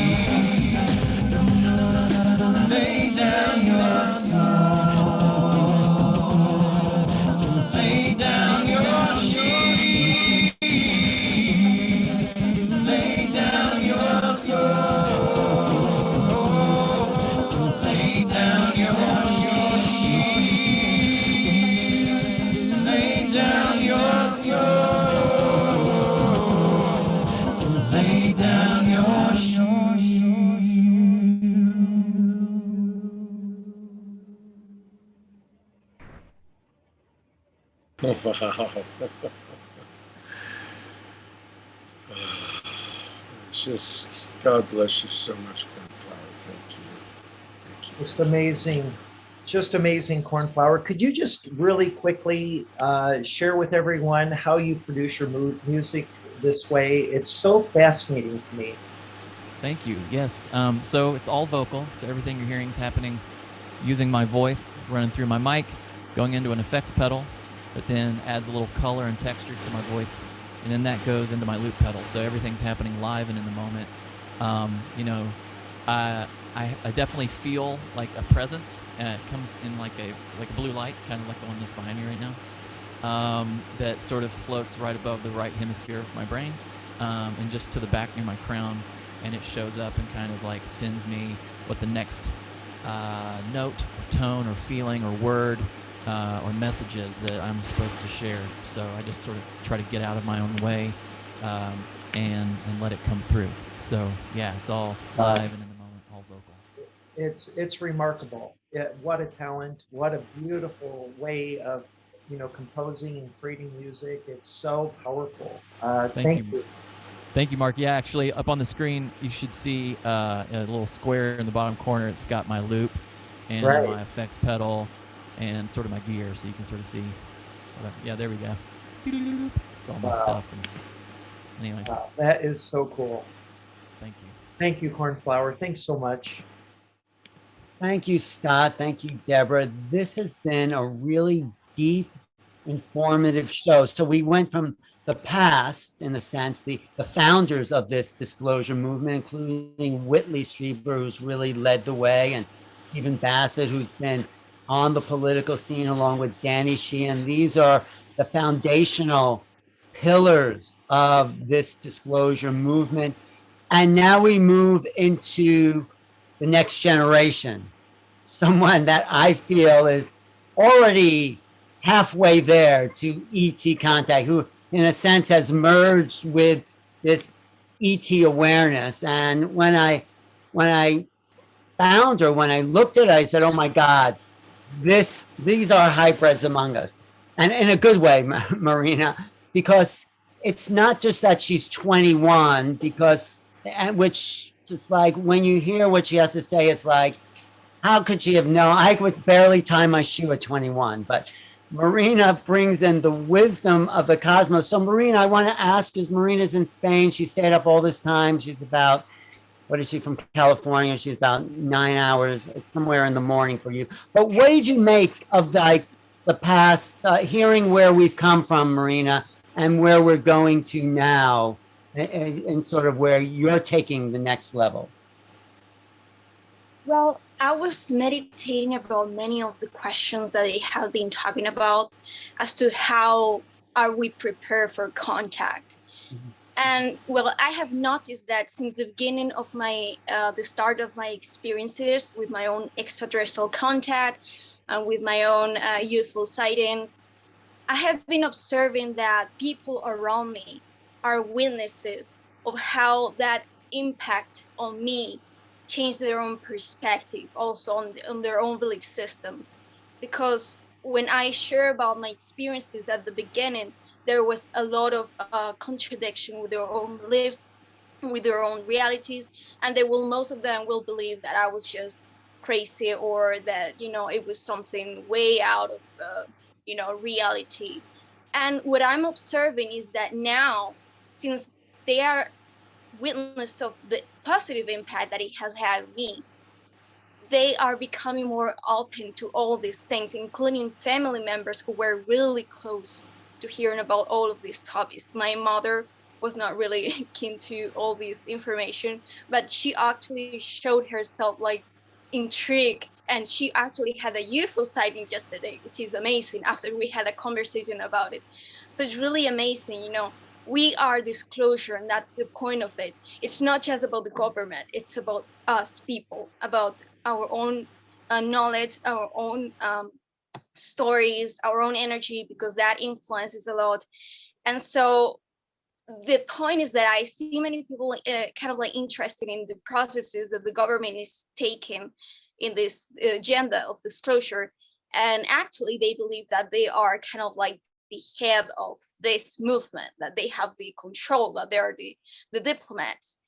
And I can tell you that I have had experiences in which the government actually abducted me to have meetings in the Pentagon, and they actually asked me for advice because they know that we are the experiences. They have their own information of this kind of relationships with extraterrestrial consciousness, their own part of the piece of the puzzle, you know, the big picture. But we experiences, we spiritual people, contactees, we have other pieces of information that they need for that, for those processes. So they're actually asking us for advice. They're actually asking us for information. And I was there giving them kind of like a little bit of the picture of the protocols, you know. Could you And give us some of that, inside information, if you have to share any of that? Yes. So do you mean like my experiences with the Pentagon? No, your experiences with the ETs and what they've shared with you and what we need to do. Yeah. So what they shared to me is that contact dynamics are directly connected to consciousness evolution. It's all about consciousness because everything is our creation and everything is our own energy. So any direct contact with any specific being or consciousness is a direct reflection of any contact with ourselves. So the more that we integrate our own fractal layers of consciousness that are vibrating in higher levels of frequency and energy, the more that we open ourselves to interact with that energy of that aspect of our own energy and consciousness. Because contact with extraterrestrials is just contact with a higher version of ourselves, because it's our own energy. We're multidimensional beings. So the process of integration of polarity consciousness dynamics is actually the way, or it's kind of like buying the opportunity, the tickets for contact. So you've merged with these, you kind of channel some of this through. Do you want to kind of tap into and see if there's a message for this audience today? If you can just take a moment and drop in and see what comes to you, if you feel comfortable doing that. Sure, I actually received the information from them on this night that I went to sleep. What they want me to share, it's specifically, I have this information because of my own specific experience with the hybrid programs. And what they want me to share is the importance of the public becoming aware of the hybrid children and what kind of role they have on extraterrestrial contact. Many people are wondering and pondering how important and how relevant is for hybrids, the hybrids between gray and human DNA, to come here, and how they take how it is that they have a big role in contact, what's their, what's that they have to offer us. The point is that we have to go back into human history really shortly. We know that we are children of the Anunnaki and that we share their genetics and that we share a lot of their karmic energies also, because they pass it on us when they started the hybridization program with humanity first. Well, the point is that humanity right now was, genetics are a consciousness matrix, it's about quantum probability and manifestation. So our genetics were informing about the kind of like karmic cycles of evolution of the Anunnaki, the proto-sapien energy. So that's why we were exploring polarity consciousness. So the point is that we were projecting forward towards a path or a timeline that we're repeating those cycles. That's why in Atlantis we didn't make it. So the grays, who are the future version of us, who explore that negative karmic cycles of energy, they come here to start the hybridization agenda so that they will help them and us, because if they start to form our genetics matrix of that path that we do not want to explore, we will redirect our course of energy, our evolutionary path towards a more integrated one in which we are no longer informing ourselves from those past energies of karma and third dimensional polarity consciousness. So the hybrids will help us get out of the karmic cycle we've been stuck in, the trajectory of this over intellectualization of that leads to a disconnection from the Earth ourselves, the planet, the star. Would you say you're a hybrid pretty much in your integration? Because Well, I have been told to not call me or any other human a hybrid because it's misleading. It's true that we are hybridized, that we have received hybrid genetics, but we have to call ourselves hybridized humans, because if we say that we are hybrids, we're misleading people into kind of like making them understand that this is a hybrid energy. They are the hybrids. We are hybridized beings, so we are preparators for that energy, but they are the hybrid frequency. Hey, Mark, do you have a question? Because you two do look like you're listening intently here. I am.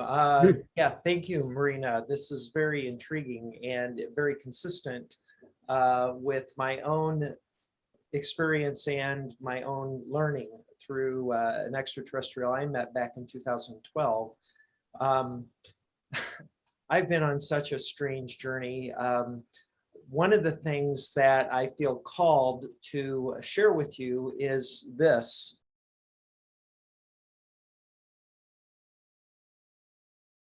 That reminded me of the idea, how this connects to the information that I was sharing, and it's that the mantids are the master geneticists. So they know, they are kind of like one of the most advanced being when it comes to geneticists and all of these science with hybridization. That's why they were being called for the hybridization agenda with the Greys and many other beings around the galaxy. So it connects to the background and to the ideas that I was sharing. Hey, Marina, before you go, could you just give us a vision of what you see for the future of the planet? Sure. What I have come to contemplate about the future of humanity is that there will be a time in which the dynamics of polarity will be integrated, and we will shift back from survivor mentality, which is what was kind of like programmed for humanity, the reptilian brain mechanism of victim, abuser, attack, protection, and all of this, a negative versus positive polarity energies dynamics. And we will go to shift back to creator mentality, in which we are taking the divine responsibility for the creating of our own reality. And we will become actually galactic humans. We will be able to participate in many confederation, being part of galactic federations, and we will be recognized as mature individuals and, connect and initiate first contact. Beautiful. Thank you. I want to just take people briefly to her homepage. Yeah. As Mark talked about it, and this is where she has. You can learn all about Marina. It's her name, Marina, M-A-R-I-N-A, and her last name, Seren, S-E-R-E-N. So go to M-A-R-I-N-A, Marina, Seren, S-E-R-E-N.com.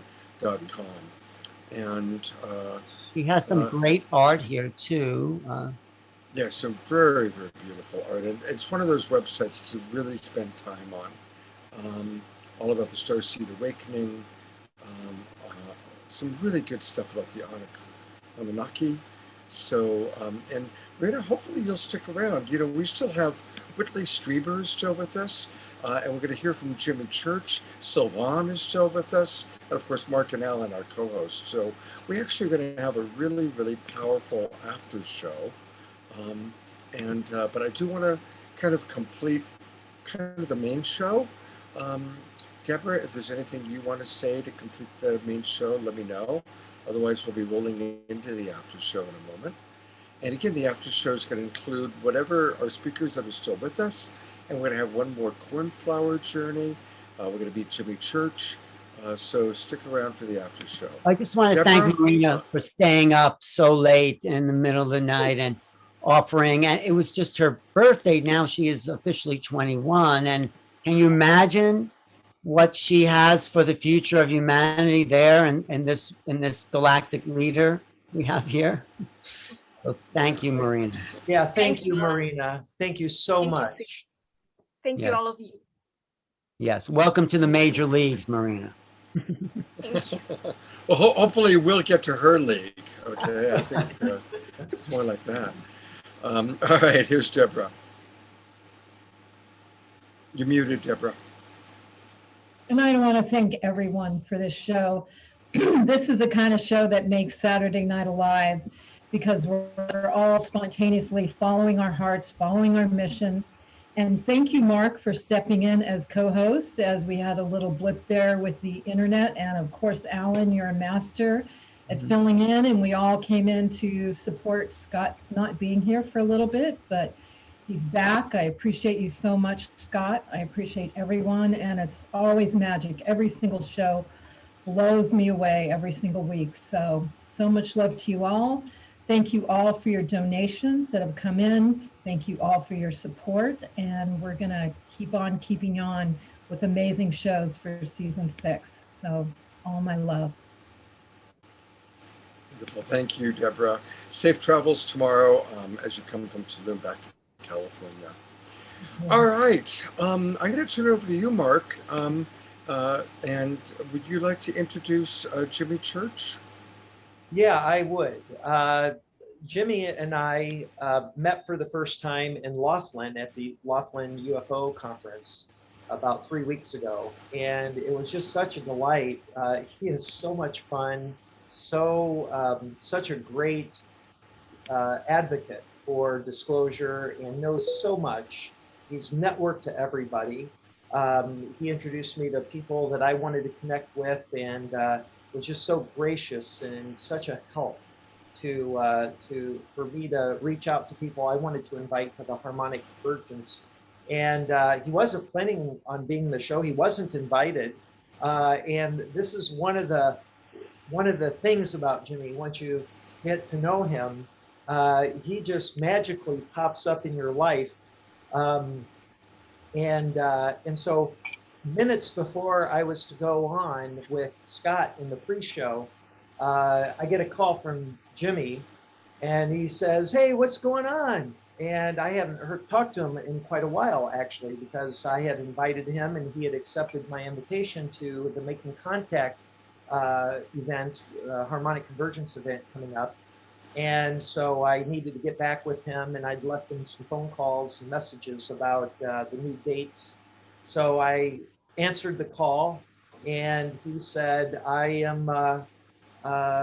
just got off the phone with Danny, and he tells me he's going to be on Saturday Night Alive tonight. Do you mind if I drop in?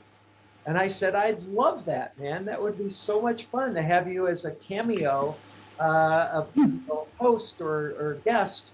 And he turned out to be a cameo host because, when Scott had his technical problems, he filled in beautifully and right on time, because I've never hosted this program before, not like Scott does.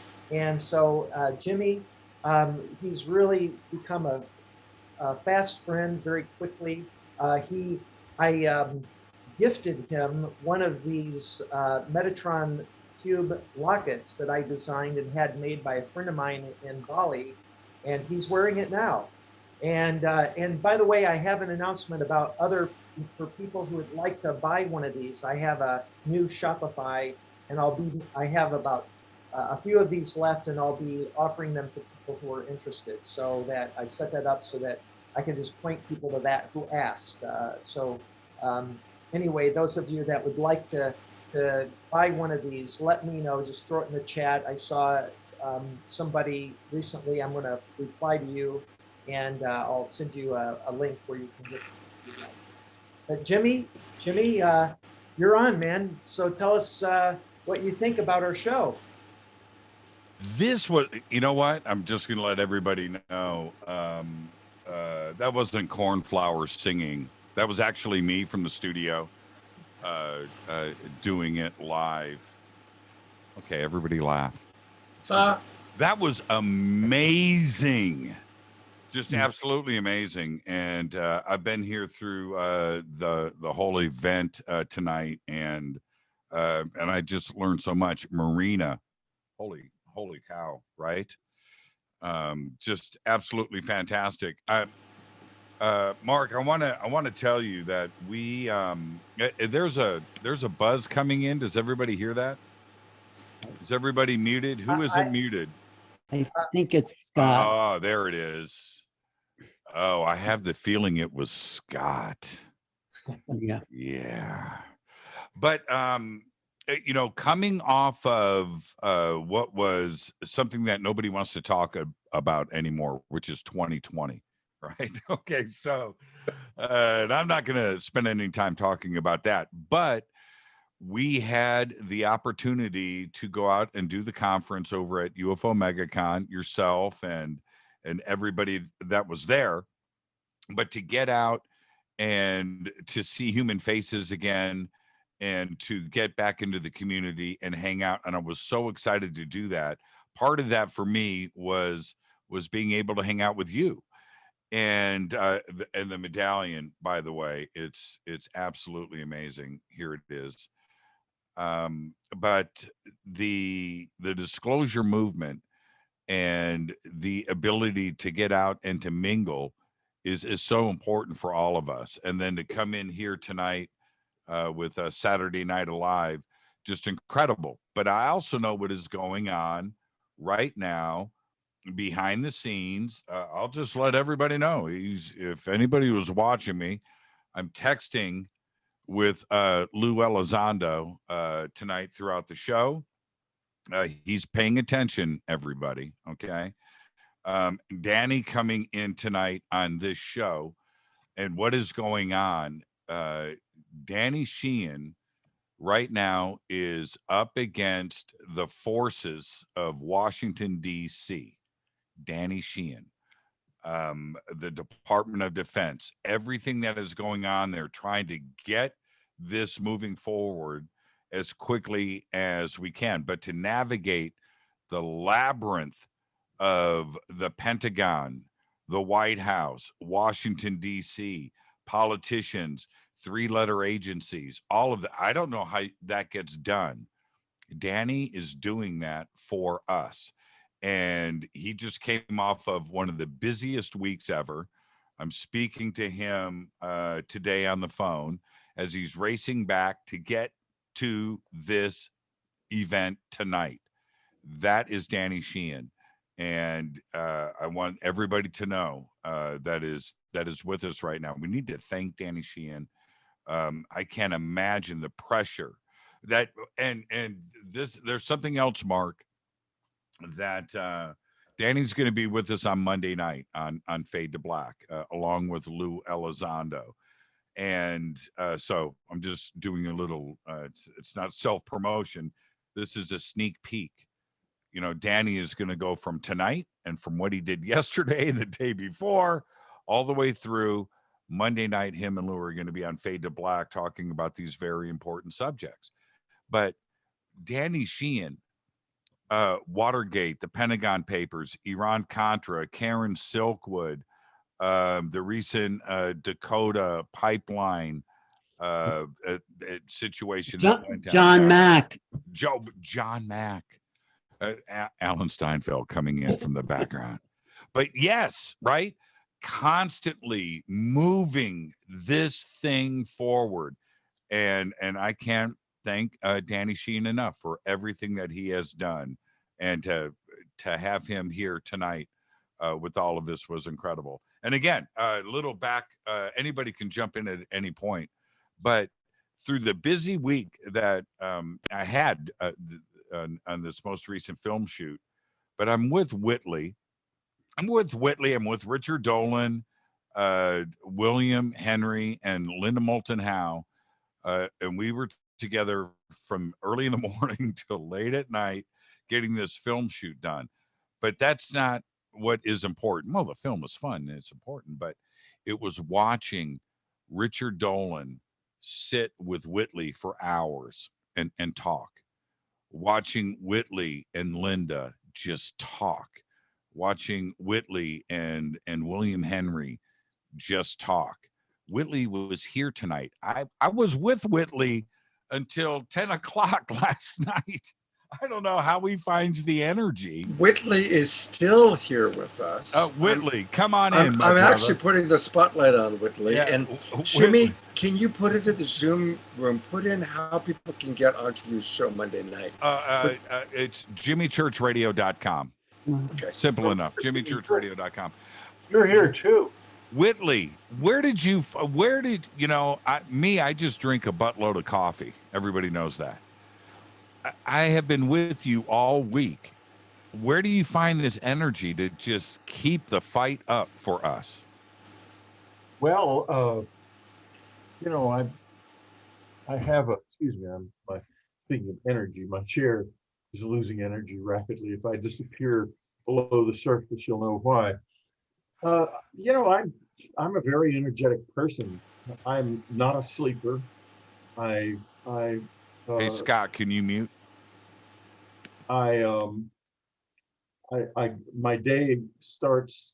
I wake up about 6:30, and I do my sensing exercise with a group of people at 1, and then I do it again at 11 by myself, and at 3 in the morning with the visitors and whoever or whatever else wishes to show up at that hour, which is all sorts of different things. And I think it's very energizing. It's a matter of taking the attention from the flow of thought and putting part of it on the body. And when you do that a lot, it's just a very healthy thing. It's a very healthy method of meditation. Don't you meditate at like 3 a.m.? Don't Every you have an day. alarm set? Every night, yeah. It started. Well, it's interesting. The first period when I did it was in the late 90s, when a group of people who said that they were from between lives started coming to our cabin, and they would come banging down onto the roof, seemingly physically, and then come into the meditation room non-physically. And the first time that happened, I was sitting there meditating, doing the sensing exercise that I do. And I thought to myself, I can't handle this. I can't do this with a bunch of miserable people. So I said, look, I'm going to bed, because, I feel it's just too creepy. I can't handle it. And I have to see you. And in the middle of the night, I was awakened by someone punching me on the shoulder, and there was a man sitting on the end of the bed. And he wasn't. At first it scared the hell out of me, and then I thought, oh my God, it's one of these people.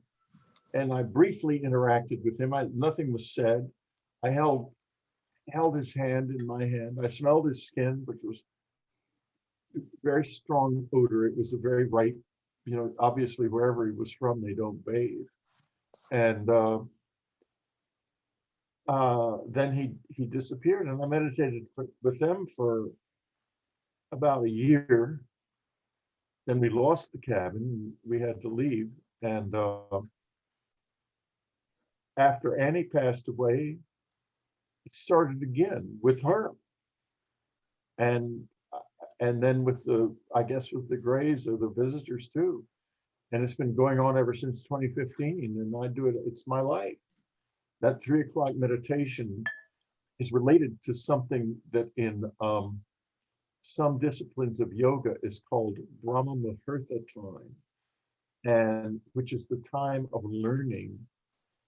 And it is very valuable to open yourself at that hour and just let the universe in. And that's what I do every night. So I'm basically never tired. I'm not tired. I wish I had that discipline. Mark, are you with us? I am. I forgot that I had a password protecting the Metatron Cube Shopify website, so I had to figure that out. I had set it all up a few days ago, and I had password protected it because I wanted to only make this available for early buyers, early bird people, especially people here that have expressed an interest, because I have a very limited inventory. I've only got like 24 left. Mark, What? we'll get back to the Metatron. I'm sorry. Hey, I I've promise been you, I promise preoccupied. you we'll get back to that. Hey, Jimmy, I Check- just have a question. Jimmy, I just want to know, you've been texting with Elizondo. What does he think of people like Whitley and Marina? Did he have a comment about what he heard tonight? You know what we were actually talking about, and well, I can't really get into the private stuff, but let me say this. I need everybody to brace themselves. There is a 23-minute UAP video that the government has that has been seen, and we're working on trying to get this released. 23-minute UAP UFO video. High definition, I heard. Well, the whole, you've heard about this. See, Yeah, he did an interview with something Witness, and he talked about that for the first time. But tell us more. Tell us what you know. Well, I'm only telling you. Well, I said, Lou, how come I haven't seen this yet? He said, when's it going to get released? Well, we're going to talk about that on Monday night. I don't want to put words in Lou's mouth, but he did say, I'm going to paraphrase. He said, I said, when will it get released? He said, when the government's ready. So I don't know. The talk is out. When something like this happens, usually something's going to get leaked. I'm really looking forward to that. He says it's going to blow people's minds when they see this video, because it's undeniable. You can see little triangles and say, well, maybe that's this. But this thing is the thing. Yeah, this isn't going to be another Corbell flying toasters video. It sounds pretty extraordinary. But I wanted to get back to this. Mark, check your cell phone. Okay. I see it. Okay. Oh, Can you wow. get that posted in Zoom for me? I sure will right now. Give me just a moment. Post that in Zoom, because this is a picture that I took this week. Richard Dolan came up to me a little bit later after I took this picture, and he says, Jimmy, I need to have more conversations with Whitley. I need to talk to this man some more. What an incredible conversation. What an incredible week. And I took this picture. They didn't know this. I was on the other side of this big room, but I caught them talking, and here's the picture. Whitley, there it is. Whitley, take a look at your screen. You didn't even know I took that picture, did you? No, I did not. And that is Richard and Whitley engaged for quite a long time. I kept walking through there, and they're still talking. They're still talking. They're still talking. Another cup of coffee. And so I walked back through, and I just thought, I'm going to capture this moment. But Whitley, that's what you mean to us in our community. And Richard wanted me to thank you, and I thank you just for taking the time tonight. Yeah, it's great. Lou Elizondo will come along one of these days. I know a lot about Lou Elizondo, but since I don't know him personally, as he will not talk to me, I can fill in the very polite gap that you left. I can make that happen for you, Whitley. But these are what exciting times that we find ourselves in. You know, if you go back to Whitley, for you in the late 80s, Alan was a part of the movement back then, and his TV shows and his interviews, and so many that are here, Deborah. And if you go back to the way things felt, you know, in the late 80s, these revelations that were coming out, certainly communion, and suddenly Area 51 was being talked about. And then we had the MJ-12 documents, and Roswell bursted out onto the scene. It seemed like we were on the verge then. Well, it appears to have taken more than 30 years. Whitley, do you think that 30 years was too long? or is this too short? Do we still have some more work to do? It all happens right time.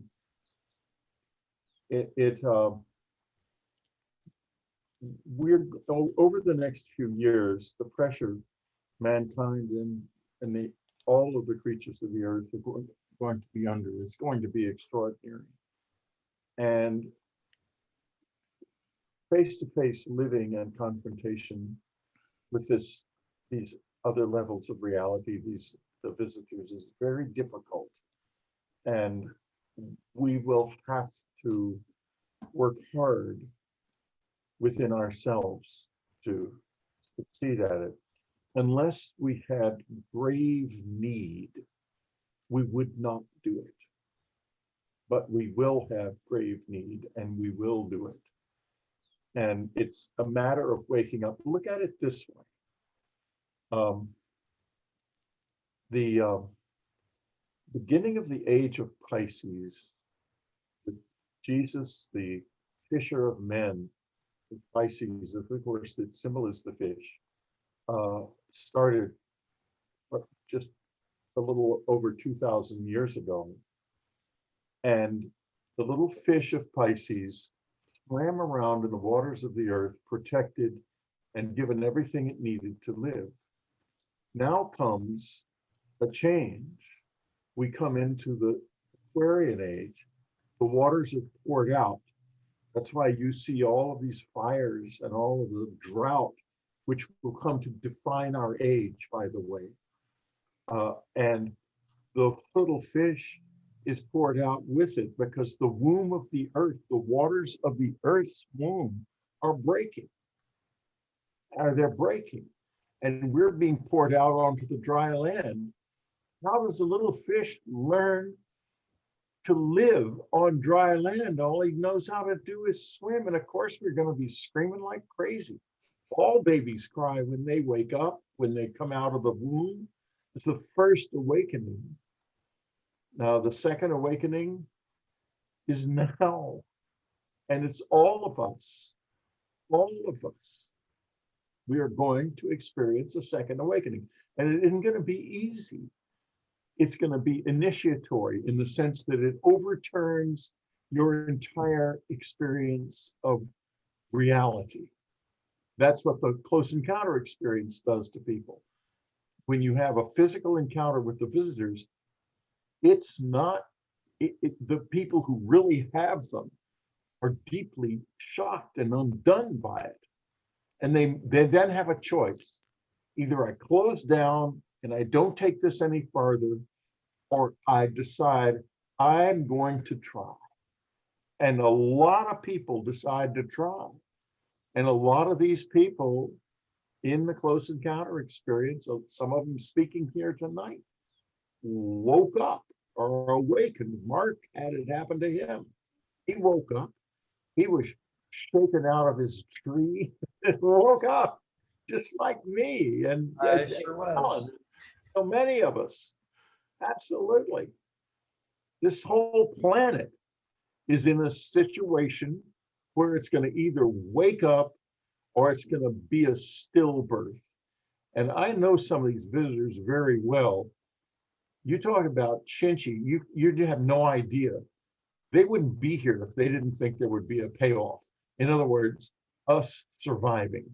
So my money is on us surviving, but it is gonna be a journey and a half, believe me. My money is on fun too, as well, Whitley. Well, like Danny used to say, have joy. That's right. It's one of the few things I ever heard spoken in the physical level to me from one of the visitors. This little being that sounded like a child or a little girl said, have joy. And I told that to Anne, and she immediately picked up on it. She said, that's it. That's the key. Have joy.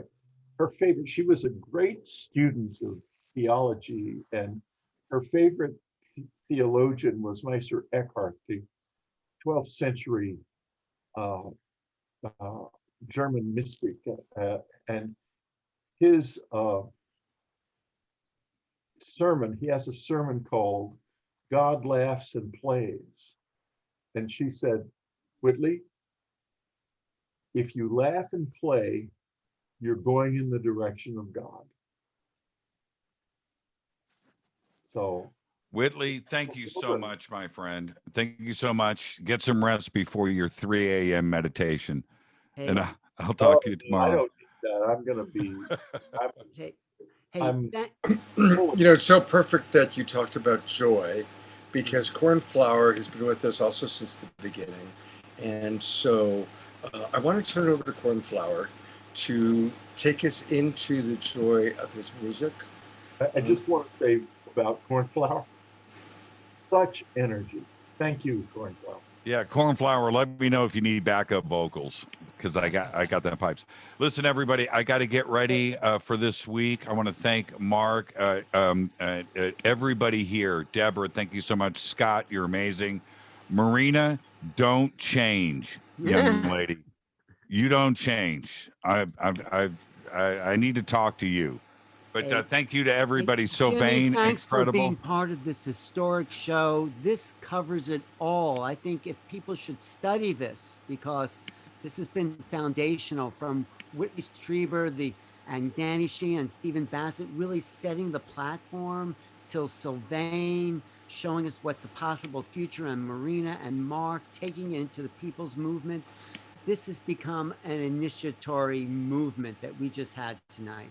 Yeah, thank you so much, Alan. Alan, don't ever stop causing trouble. I want everybody to know I do shows 4 days a week.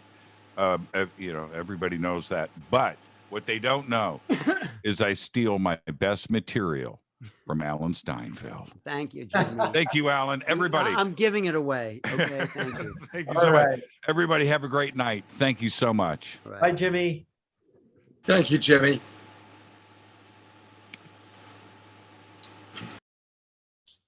Share real quick something that Whitley was talking about with regards to you know, really waking up, you know, for all of us to wake up. And then Marina was also talking about earlier just vibration. Can you put your mic up a little bit, Cornflower? You're a little... Thank you. Yeah, so I just wanted to speak. Is that better? Yeah.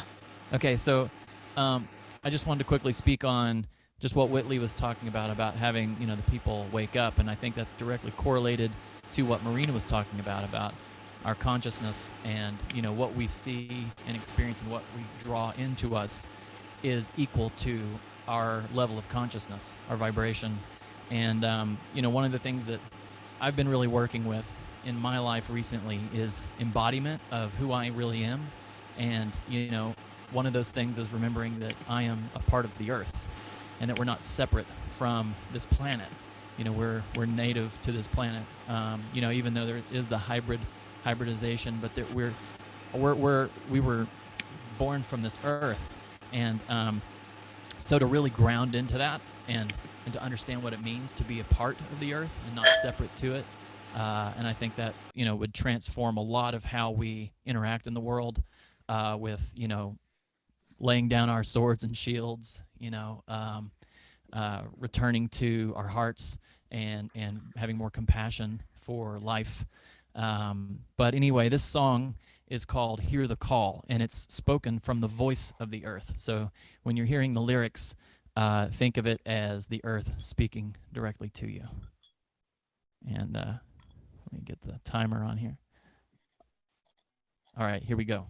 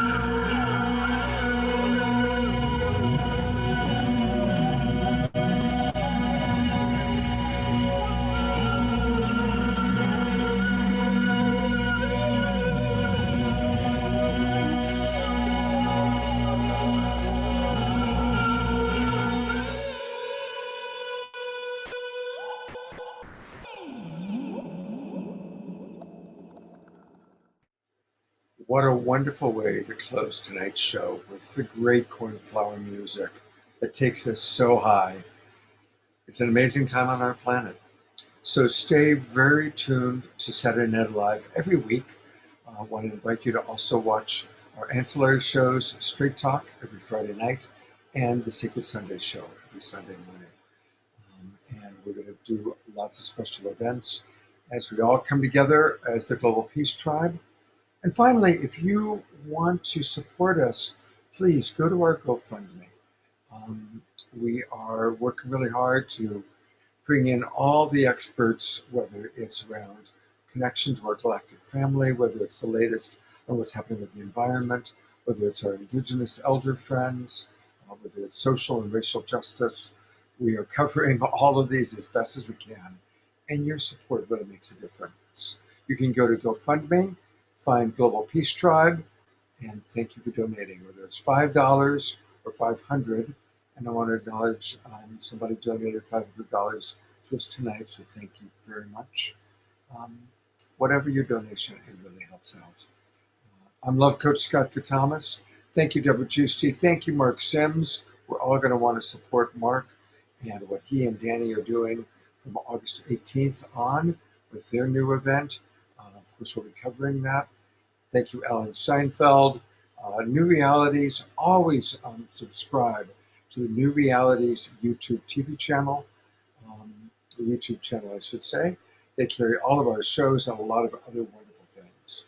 So thank you, everybody. It's been an amazing show, and it's just the beginning of a very big new chapter in human history and our relationship to our greater family, the Galactic Family. Thanks for watching, everybody. Good night. We shall be peacemaker.